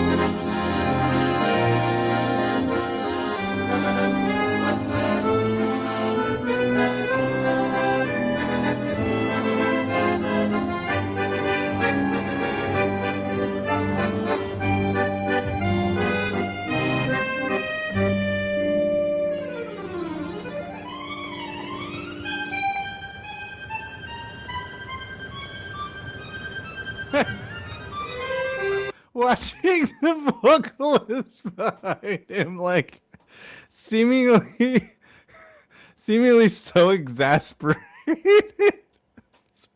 I didn't notice that the first time that I watched this. Anyway, now the vocalist will come in. I agree, XPN. It is, but as accordion players, you know, it's in our DNA. We are cliche. We must be cliche sometimes.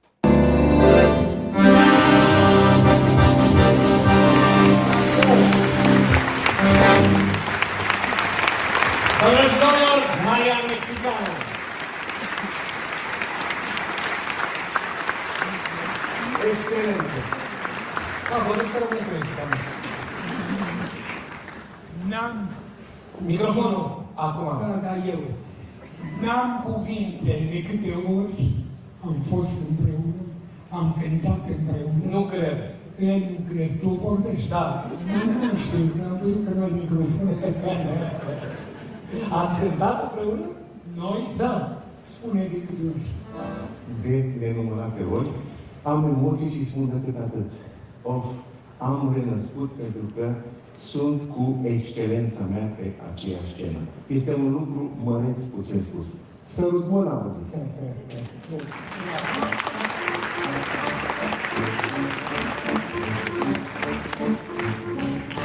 Bate vântul, bate vântul și frunza,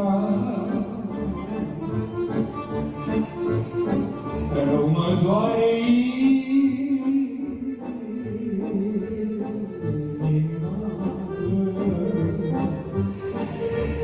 a trecut tinerețea, mă ajunge bătrânețea, geaba aur și pagate, tot aici le las.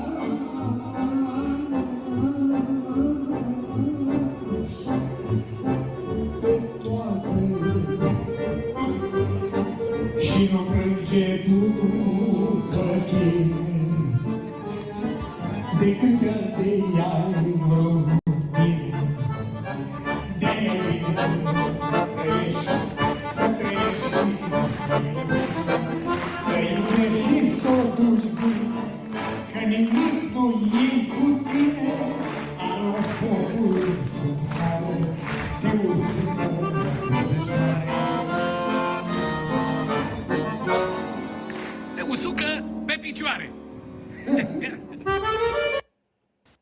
I don't know what just happened, but that's cool. I love the intimacy of it, and I love to see some of my favorite accordion players playing without accompaniment. So often when we see Mario Maxicano, he's with the whole band, which is amazing. But I learn a lot from watching him play with his two hands, you know, and acoustically there he wasn't using like a MIDI accordion, which he uses quite a bit. Alrighty. There are more videos, but that's enough. I need to go on to the book club now. So the final segment, if you're still here, thanks. I hope you're enjoying this. Let me fire up the iPad, and now we're gonna move to the final segment here. Let's see, new movie recording with the iPad. One moment, there it is. It's ready. Okay. So change this. As I've said before, this book is fantastic, really fantastic. And this chapter sheds some important light on some of the other exercises and practices that she's talked about so far. I did not find a way to implement last week's idea of changing the habits and potentially practicing making mistakes deliberately. And her idea of really focusing on describing the bad habit and how it feels and how you're doing it and how it sounds and then the thing that you want to do properly. I didn't get to that. I didn't really have time and I couldn't think of anything to kind of use it on, but that's okay. I mean, so many of the other ideas, especially the tallying, like I found myself practicing more. And in this chapter, she talks a little bit towards the end, she references about the over practicing and all that kind of stuff. So, okay, let's get into this chapter. This book, I'll hold it up. And this copy, and I have a version on the iPad that I'm using only for purposes of promoting her wonderful work, and so I can show it on the stream. Just absolutely incredible book. I could see myself studying with her, or taking one of her like live classes or something at some point in the future. Probably not now, not in the upcoming months. I just don't have any time. But at some point, to really be able to ask her specific questions about stuff. You know, like with every good book, it can explain ideas, but there are so many to put it into practice. Once you start doing the things, it's hard to learn only from a book. It's kind of impossible. There's so many questions.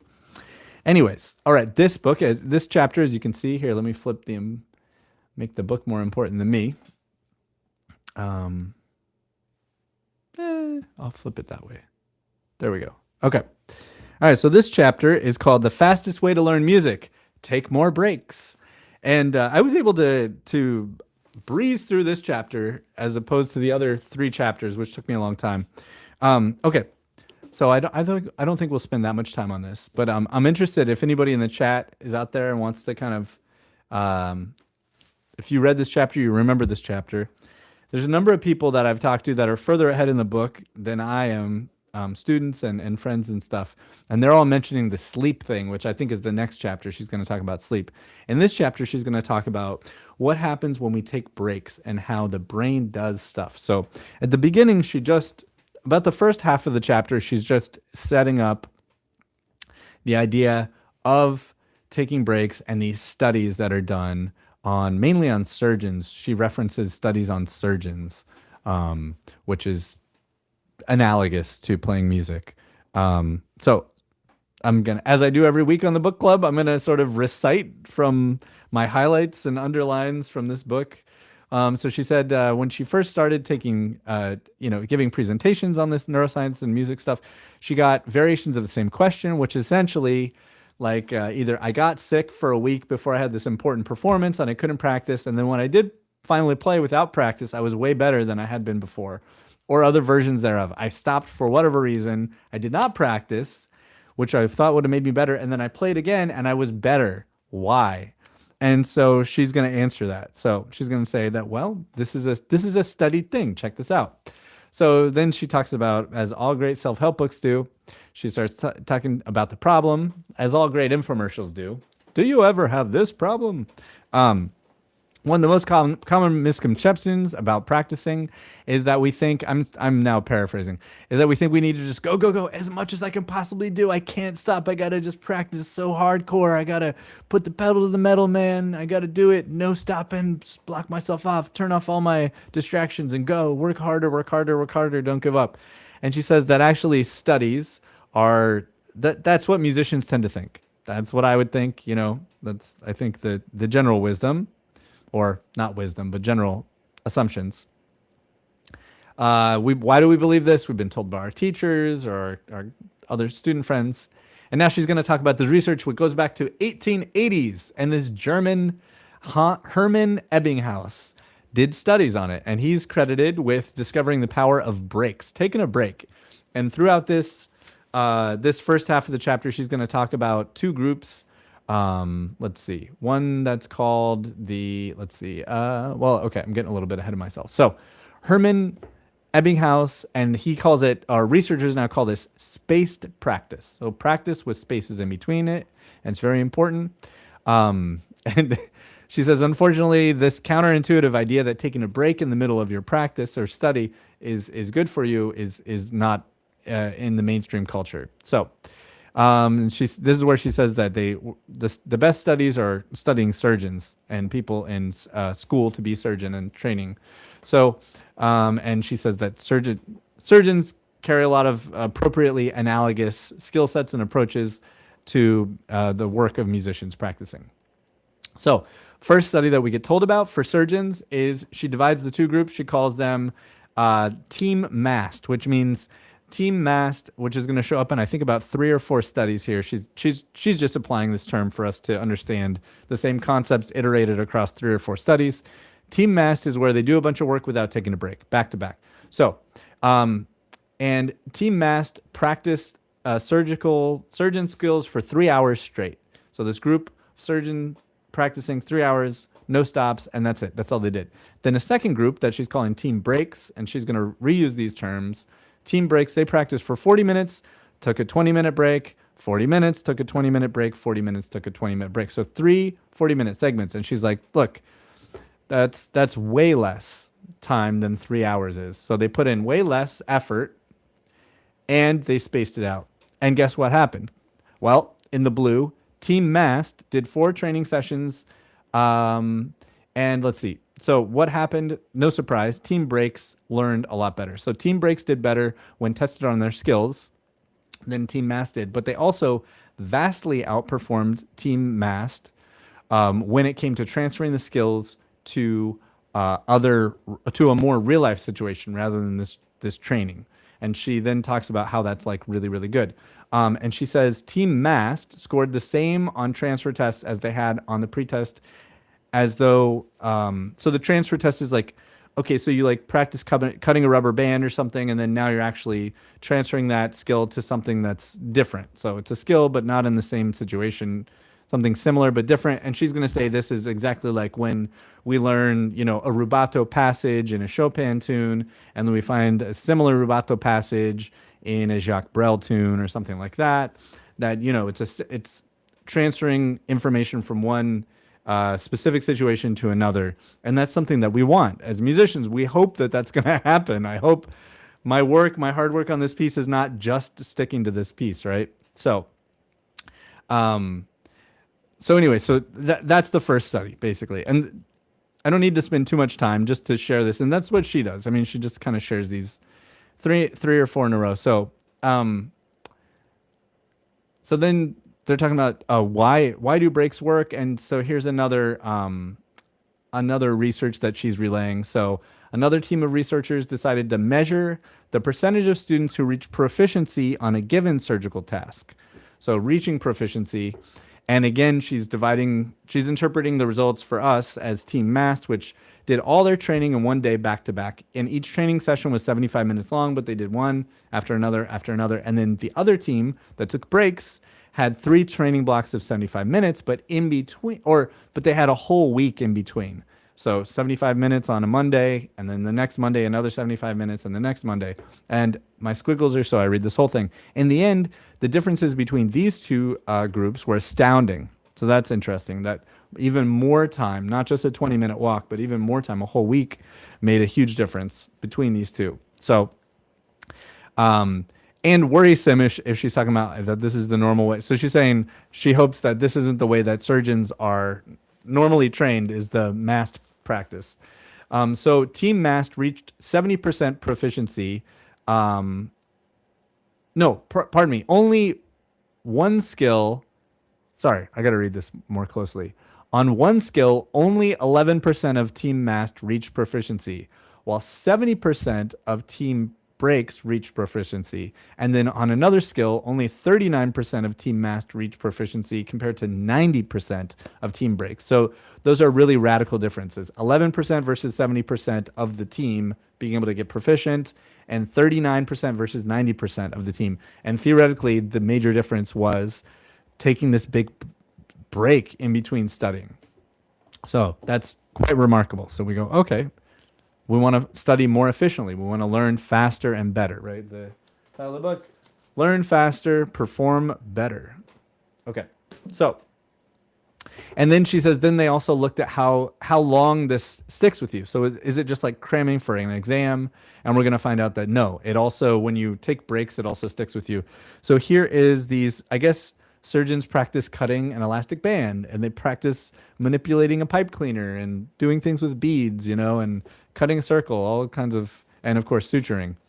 And you can see the left column is when they did it all at once, and the right column is when they took breaks. So big differences there. Okay. So then she talks about a study where they studied mice that were running through a maze, and the mice trained, I think, for multiple days in a row, but the Mast group did an hour of training all at once, whereas the break team of mice did 15 minutes and then an hour break in between. And they did 15 minutes times 15, 30, times 4, I guess. 4 sessions would be an hour. And then after 15 days of this, Team Mast, let's see. Team Mast were back to where they started. They had forgotten how to run. Okay, so at the end of the training, both groups of mice were doing. I'm sorry, I'm misstating this. Birdie's got to go. Okay, you're welcome, Birdie. Good luck at the dentist, man. Okay, so at the end of the training, the mice were both doing great, and then they waited 15 days after, and they ran them through the maze again. And the mice that practiced all in one block for 15. For how long? I forget. Does it say? I don't remember. Anyways, the mass group were back at their beginning skill set. It's like they had never trained at all. Whereas the team breaks remembered how to run the maze for significantly longer. So this also affects the longevity of the thing that we're learning. So it's going to stick with us. So she says when we take more breaks between practice sessions, we perform better, our skills transfer better to new situations, and we reach a much higher level of proficiency. And we remember what we learned for far longer. So how cool is that? Okay. So I think, she's got to sell us on the idea. So we're sold. I'm sold. You're sold. And now we're going to get even more sold because she's going to tell us how and why it works, and she's going to look at studies. And this is really fascinating. So she said that... let's see, in 2021, so not that many years ago. And that's another reason this book is so cool, is it's brand new. It came out in 2024, which is so cool. So in 2021, a new study came out that captured the attention of the scientific community. It looked at brain activity during the breaks. So here it is. And so what this shows us, so every little, chart is the brain activity. And it's the correct sequence speed. Sorry. So this study, I remember this part. This study, the participants were learning like a series of keyboard strokes, and it must have been pretty challenging, enough to warrant this many practice sessions. So something kind of complex, and they had to do it in a row. And so you can see their progress just gets better and better, but it shoots up radically. It gets incrementally quite a bit better with every break. And that's the point. That is what we're supposed to understand from this, is that it is the breaks that are really accelerating the learning, even beyond the effort that's put in there. So let me see if there's anything I'm supposed to. So I'll read the blue part. Researchers found that the majority of the performance improvements happened during the break. Yeah, and we just saw that. Okay. So I'll read the red here. More interestingly, the researchers discovered that during the breaks, the brain replayed the key press sequence 20 times faster and backward. How about that? The brain was continuing to practice in a super fast forward manner while participants were taking their breaks. That's so cool. The implications of this study are enormously important. Breaks aren't wasted time. They are the most important time for skill improvement. And I wrote my 4 exclamation points there. Okay, so this moment is what we should take from this chapter. Breaks are the most important time for skill improvement. That's what science has shown us.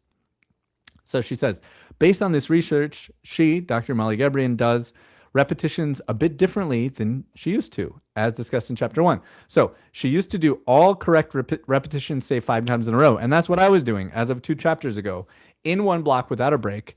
Now, and I haven't practiced yet today since I read this chapter before the live stream, but I will later today, I think. So now Dr. Molly Gebrian does 3 correct repetitions in a row. Then she takes a 10 to 15 second break, and then she goes back and does 3 more in a row. So that's a total of 6. Love it, love it, love it. So I'm definitely going to try to do that. When I post this in the community area, which I have a free part of my community area where if you're interested, you can pop in and post and do this with us. I'm going to put this as one of the things. And I actually didn't look at the appendix. I forgot to. So we'll look at that together. The same rules the same rules apply as chapter 1. She talked about, I've been keeping tally marks. See if I can find any here. I'm doing it on my sheet music. I'll show you guys actually now. It's pretty cool. With Fourscore. No, I don't have my tally marks here. Anyways. Okay. So 10 to 15 second break between 3 and another 3. Okay. And she finds that she can solidify her work a lot faster this way, and it sticks with her a lot better over time, like those mice in the maze. Okay. So now here's a term that we're returning to. I did not remember this from the first chapter. Long-term potentiation, LTP. There's a lot of info in that first chapter. And it's the LTP, long-term potentiation, is the process by which synapses strengthen themselves when you learn something. Let me check with the chat. Mark says, if Mark doesn't get his jazz chord class assignment done by Sunday, it's because he's incorporating breaks for better long-term retention. I love it, Mark. You'll have to prove it though. At the end of February, you'll have to demonstrate everything perfectly. I'm just kidding, of course, but okay. So long-term potentiation process in which synapses strengthen themselves while you learn something. And the underline says it's a little bit like upgrading your modem and the speed of your Wi-Fi. And then when you have a faster internet speed and better equipment, it's much easier to communicate during a video call because it doesn't freeze or distort every 2 seconds. So long-term potentiation is the first step in learning something new or improving. I'm going to read this whole paragraph because it seemed really important for the foundations of understanding, interpreting these studies in terms of brain biology, brain function. So it's the first step in learning something new or improving. Okay, that's important for us to know, very important. And scientists study what happens to neurons undergoing LTP to understand what may be happening in the initial stages of learning. So we're still figuring this out. Researchers can simulate LTP in the lab by zapping a neuronal ensemble with an electrical pulse. I'm sure zap is a technical term, which mimics the electrical signal that travels down the axon as described in chapter 1. Scientists have found that when you activate a neuronal ensemble in this way, some of the neurons undergo long-term potentiation, but not all of them. If you zap them again 10 minutes later, nothing happens. No more LTP happens. But, and this is really important, but if you wait for an hour and then give them another zap, then many more neurons undergo LTP, long-term potentiation. In fact, you double the amount of LTP by waiting an entire hour. Okay, so why wait for an hour? And then she talks about that the reason is because they need energy. So they need sort of energy, fuel, calories, whatever, that version of the brain. And she describes it like that is an hour is the amount of time it takes the cellular walls to get that energy, the potential energy that fuels the LTP to the spot where it needs to go. And she uses a metaphor of building a house, and you've used all the wood and the nails and the screws and all that kind of stuff, and you got to wait for another shipment to come before you can start building again. That's her analogy for it. And she said researchers have found that apparently an hour is the amount of time needed. If you don't wait an hour, it won't do anything. So that's also really, really important to know. And something that I'm eager to reread again is she talked about that she waits 15 to 30 seconds between 3 and another 3. And I don't think that in this she talks about waiting an hour explicitly. But I'm happy to get this opportunity to read it again. So, okay. So now at the yellow part. So since LTP, which is long-term potentiation, is the first step in learning something new, once neurons have made this change, they are at a higher level of readiness for further practicing or studying. Okay. So once neurons have made the change, because she says it's the first step. So once they've made the LTP change, then they're ready for further practicing or studying. And it's because once they have the LTP, they can communicate more easily. And so the skills supported by those neurons will feel easier. Okay. And this is still, it's lacking some more like a description for me as a layperson. So I don't completely understand it, but I'm following it. Almazaz, lots of Zydeco during Jazz Fest. What prompted you to say that? We're not talking about Jazz Fest, Almazaz. We're talking about LTP. Okay, wait. I just lost my thing. Let me get back to that chapter. Boop. Okay. All right, we're almost done though. What time is it? Only 9 minutes over. Good. Okay. So this is cool. I feel like this is like incredibly practical, like so much of the book. Not last chapter I wasn't sure how to do it, but it was still fascinating. But this seems very, very practical. Like I'm excited to put this into work. Okay.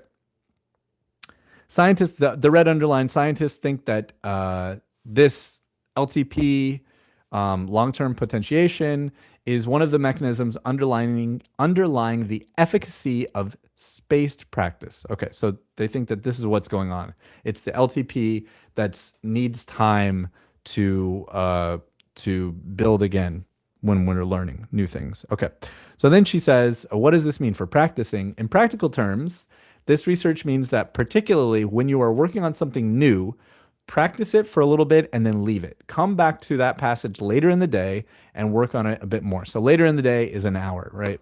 Then leave it alone and come back to it once more at the end of the day. Okay, so you practice in the morning, come back a little bit later in the day. We know at least 1 hour later, and then again a few hours later than that. And then, but don't overdo the practice. So from the study on long-term potentiation, LTP, we were just discussing, it seems that 3 times is enough. So we love these very specific and doable suggestions, like benchmarks. Like, okay, she does 3 and then 3, but with a 15 to 20 second break. Here she's saying 3 times in a day with some breaks in between is enough. You don't need to do it anymore. Don't overdo it. So that's fabulously helpful. Very, very, it's like, don't give me vagaries. Tell me exactly what to do, Dr. Molly Gebrian. And she does. We love it. Okay, so we're almost done with this chapter. So during the break now, so we got this break. We're supposed to not do the thing too much. But I got this deadline or I'm so jazzed to practice. Nope, you got to take a break. You have to wait. So what should we do? And basically, she cites a study where basically Team Mast took no breaks, and then Team Break took an actual break and did nothing. And then they had 3 different groups of people that did various different things during the break. And basically what she says the research shows is that these 3 groups that did something, they did something. They didn't do nothing, but they didn't do the thing that they were working on. They did something different. They all basically improved the same amount as Team Break did.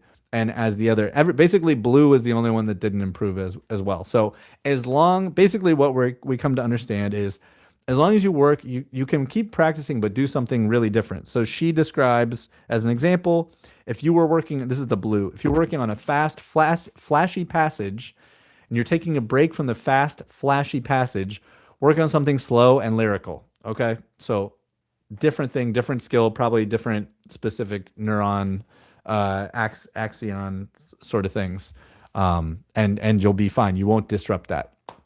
Okay. Or so she gives a couple of that's enough to understand it. And then finally she ends this chapter with this idea of retroactive interference. So this is kind of like a warning, like do not do this. So in addition to the brain activity during breaks that we've already discussed, the brain also appears to do a more large-scale reorganization during the breaks, especially when something is brand new. Okay, that's very interesting. When we start learning something new, an area of the brain called the prefrontal cortex is heavily involved. Okay.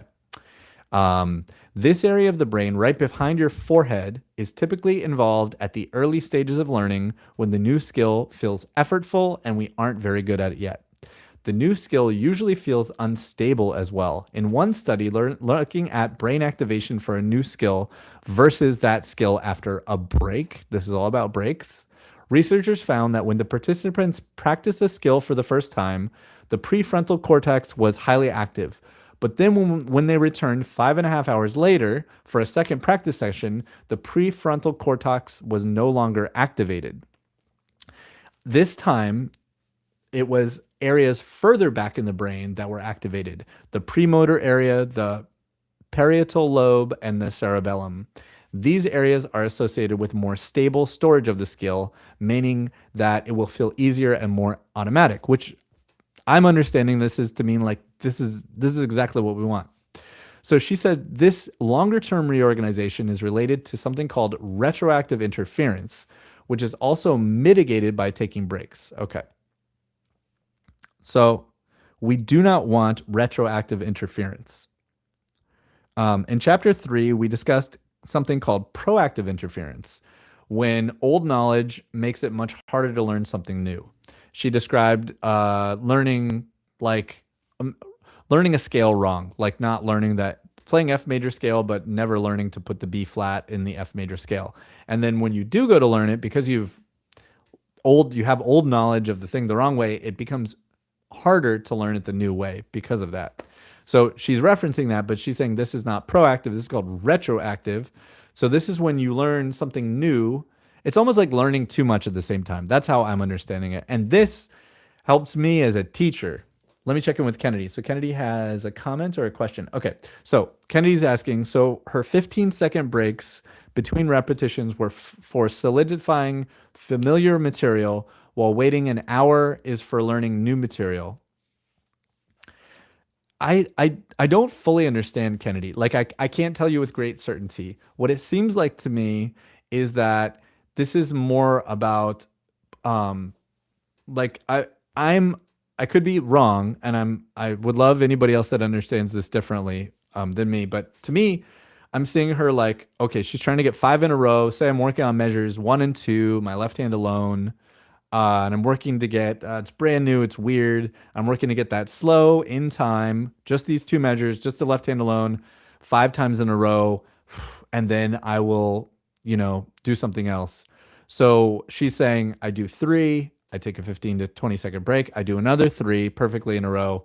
And then I think on that section, maybe, or whatever that amount of work was, she wouldn't come back to that again until later. That's how I'm interpreting it, but I'm not, ride or die for that idea. That's just kind of me putting it together. She doesn't say specifically. It's a little vague. I'd appreciate if anybody else read it and got a similar understanding or something different. And I'm happy to read this last part too, because this this last part is where I kind of rushed through the most. So rereading it, maybe it's going to answer our questions, Kennedy. But okay, so the retroactive interference is where, like, my interpretation of this is that you're learning too much. So she uses the Bach minuet in G, and we can see that it is identical. If you compare the top measure to the bottom measure, it's identical except for you have a first ending and a second ending. And she's suggesting that she's using this as an example of where trying to learn both of these in the same practice session from nothing, from very brand new, is not a good idea. It's too similar. And that's what she's calling, or that's an example of what scientists and researchers call retroactive interference. It's where new knowledge hampers the performance of old knowledge. So if you learn 2 brand new things back to back that are very similar, okay. And this is so good for me because I just won't shut the fuck up talking in lessons sometimes. It's like somebody gets something, I'm like, okay, well now we can do this. It's just like, chill, Dallas. Like, just, that was enough. If I'm reminded, something that I try to remember myself, but it's like, just, that was great. Like, let that soak in, let them work on that. And then, because if we go too much, it's inactionable. You can't work on all that. And then this phenomenon happens, right? So good for me to remember, maybe good for you guys to remember too. And then, so she says you can avoid this problem of these 2 new things by waiting approximately 6 hours. All these, now it's a little too much. Too hypermanaged, but waiting approximately 6 hours between practicing ending A and ending B. It is fascinating. It is really fascinating. And at the very least, it gives you like, it's a lot to like read and like kind of remember to put this all into practice. And which is why I'm glad that we're doing this kind of collectively weekly. It's giving me definitely a chance to just try a new idea, or at least live with an idea for a week before going on to another one. Okay. So I'm going to read this part. This is really cute. And I like this. So she says, I like to think of it's the yellow highlighted part. I like to think of new knowledge like a little baby animal that was just born. It's so fragile and small and it needs protection. That's the new knowledge, the new thing that we're learning. And breaks provide protection, giving new knowledge a little bit of armor and making it less vulnerable. That's so cute. And it's a very useful personification. Okay. And then she reminds us that this retroactive interference, waiting 6 hours in between similar ideas, is only for things that are very similar. We don't have to worry about this if the ideas are very different. And then here's the very end. So she gives an example. If you're doing a new Romantic era concerto and then a Bach Allemande, which is a very, very different music, you likely will not trigger retroactive interference because it's so different. So we just need to be very careful that we're not starting too many new things at once. I think that's good to know. And I'm excited to show you guys what I started on this piece, which I got to put a lot more time into ASAP. But okay, so the last thing before she sort of like does a transitional sentence into the next chapter for next week is our brains are doing a lot when we're taking a break. Rather than being wasted time, we should be practicing. When we should be practicing, rather. Breaks are critical if we want to learn effectively and improve as quickly as possible. I love it. I love it. I love it. So an hour break, or she says, wait a little bit, do something later in the day, which if I'm going to do something 3 times in the day, then I have to think like morning, afternoon, and evening. That's the only way I'm going to make that practical. But that's good for me. So now going forward, like tomorrow, I'm going to try to pick the beginning and end. I'll show you guys what I'm working on, just how I'm sort of trying to apply these things. I wish I had more time. Anyways, I'm going to work on the things in the beginning, take a little break, working on the afternoon, and then again, tomorrow I'll work on it in the evening. Same things. And I should make great progress. That's the end of that chapter. How cool is that? All right. And the final thing is I'll show you guys what I've been working on. Really just, it's this a Guy Klusevsek piece that I'm working on. I started working on this, which has these very beautiful arpeggiated left-hand things. And this piece is really, for me, the main danger point is the hardest thing is the left hand. It's all freebase. The entire thing is freebase. Some shapes are not that hard. Like this is a root and the dominant seventh, and it's just moving chromatically. And that's a shape I'm already familiar with, and I'm already familiar with it moving that shape chromatically in the left hand. So this won't take me very long. And really, it's the whole thing. It starts here and it moves down, and then it changes a little bit, but it's the same thing. But up here, it's this you can see very beautiful. It's like a triad with a second, like it's like an add to triad inverted, and then he has like a diminished triad and some other augmented things in here. Really beautiful voice leading. So I'm working on that, and I'm trying to do the red, yellow, green thing as well. And I'm trying to do Molly Gebrian's thing. So because this is on iPad, I'm using these different layers. I'm just like sharing how I'm working. I'm trying to use technology and Dr. Gebrian's ideas and stuff. So in one of the chapters, the second chapter, I think she talked about like using color coding as a way to kind of identify where needs the most work, right? She told us that in second chapter, I think, we have to have a plan. We have to know what we're working on. We should only be practicing the hard stuff when we're practicing. And so this whole thing is unlearned. So it's all red at this point. So I started there, and then I was like, oh, cool. Like I created layers. So let me show you guys. So with Fourscore, you can have different layers. So this layer is difficulty learned and not learned. So you can kind of barely see up here. Let me make the iPad a little larger. No, it doesn't want to resize. If you look in the upper left, you can just see the little red go on and off. So that way, if I'm doing this and I don't want to see the red, I can turn that off, or if I do want to. And then I have my tallies. So up here, I had more tallies, but basically I was just kind of taking a measure and then adding another measure. So I started at measure 1. I tried to get it 5 times in a row perfect. Or if I make 3 mistakes or more, then I double the amount of mistakes that I have. So like if I have 3 cumulatively, so even when I'm doing my repetitions, if I did 4 in a row and I messed up before I got to on the 5th attempt, then that would add a tally. And if that's my 4th wrong tally, then I have to go for 8 correct. This is my own sort of thing. Maybe I'm wasting my time. But anyway, I'm able to add those as a layer too, which is cool. It's just kind of convenient. And then when I can come back to it. It's not like there forever because I erase it as I go. So I have a layer for that. That's on and off. And then I have a layer for my annotations. So for the base, like, because this is written in treble clef, and my brain on the left hand of the accordion is not used to reading treble clef with my left hand. It just isn't. For what? It's a weird property of a convention of how I built my brain, but it just doesn't. So I was like, fuck this. I'm gonna have to just write all the notes in there just for expediency. And it also helps me like analyze the harmony too. I was writing the harmony in there, but I decided not to. It got too cluttered. Okay, so I started this first section. This is the intro. It's kind of a long piece. There's a lot of work to be done in a short amount of time, but I'll get it. And then I was like, okay, let me take the other idea from Dr. Gabriel and let me go to the very end of the piece and start working on that as well, with the idea. So then I jumped to the end and I started doing it. The end is a little bit easier. And here you can see my more thorough. It's so weird.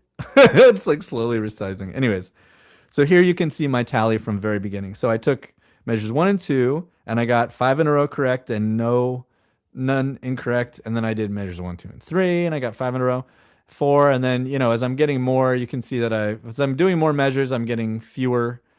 I'm getting more incorrect, but it's still pretty good. Here, measures 6 and 7, I got 5 in a row. And at a certain point, I'm finding that like this process, which is extremely disciplined, is it creates a lot of fatigue, or it leads to mental fatigue. And there's a certain point, and I put that on the first page, just a note to myself, like I just have to stop because I cannot concentrate anymore. So I'm only myelinating the things I don't want to. And that just is more support for this chapter 4, which is about taking breaks. It's just like, I wonder if that is part of it too. She didn't mention that at all, but it's just whatever. Anyways, okay, cool. Hey, Alma says, it's no problem. No problem at all. All right, so I am enthused by this book. I'm so glad that I chose this, and thanks to Morgan and some other people for tuning me in. Really, ATG were the first people, and I don't know who they clued in. I would guess it was Dr. Michael Bridge, who maybe knew about this because he's up on the hot academic stuff, but maybe not. I don't know. But this is like 2 years ago. I first heard about this book. Somebody mentioned Dr. Gabriel, and I didn't even know about the book then, but we went to her YouTube channel. Anyway, that's enough of that. Let's get ice out. Stay safe, everybody. Stay healthy. Stay warm. I keep trying to work out more theme ideas. It's so hard for me to commit to things. I definitely know in a couple weeks we are going to have the live stream on Mardi Gras Day I'll be here, but in New Orleans will be Mardi Gras. So we'll do one of those streams on Mardi Gras Day. That'll be the theme of it, in addition to book club and other stuff. If anybody has a suggestion for a topic, let me know. Throw it in the chat or email it to me or whatever. A final plug for Cinema USA. Go sign up for Cinema USA. You may not have another opportunity to get Jack to travel over here. We don't know. He's in his mid 80s. He might be 86 now. So anyways, he's a firecracker. Amazing. Yeah, Mariko. This is one of my favorite bands. My favorite Midwestern band, I'll tell you that. World. Amazing. Yeah. I proudly wear this shirt. This is Mariko and her musician mates band, which is an incredible band in Grand Rapids and all over Michigan. A really great band that I have the pleasure to see perform. Okay, that ends the stream. Best to everybody.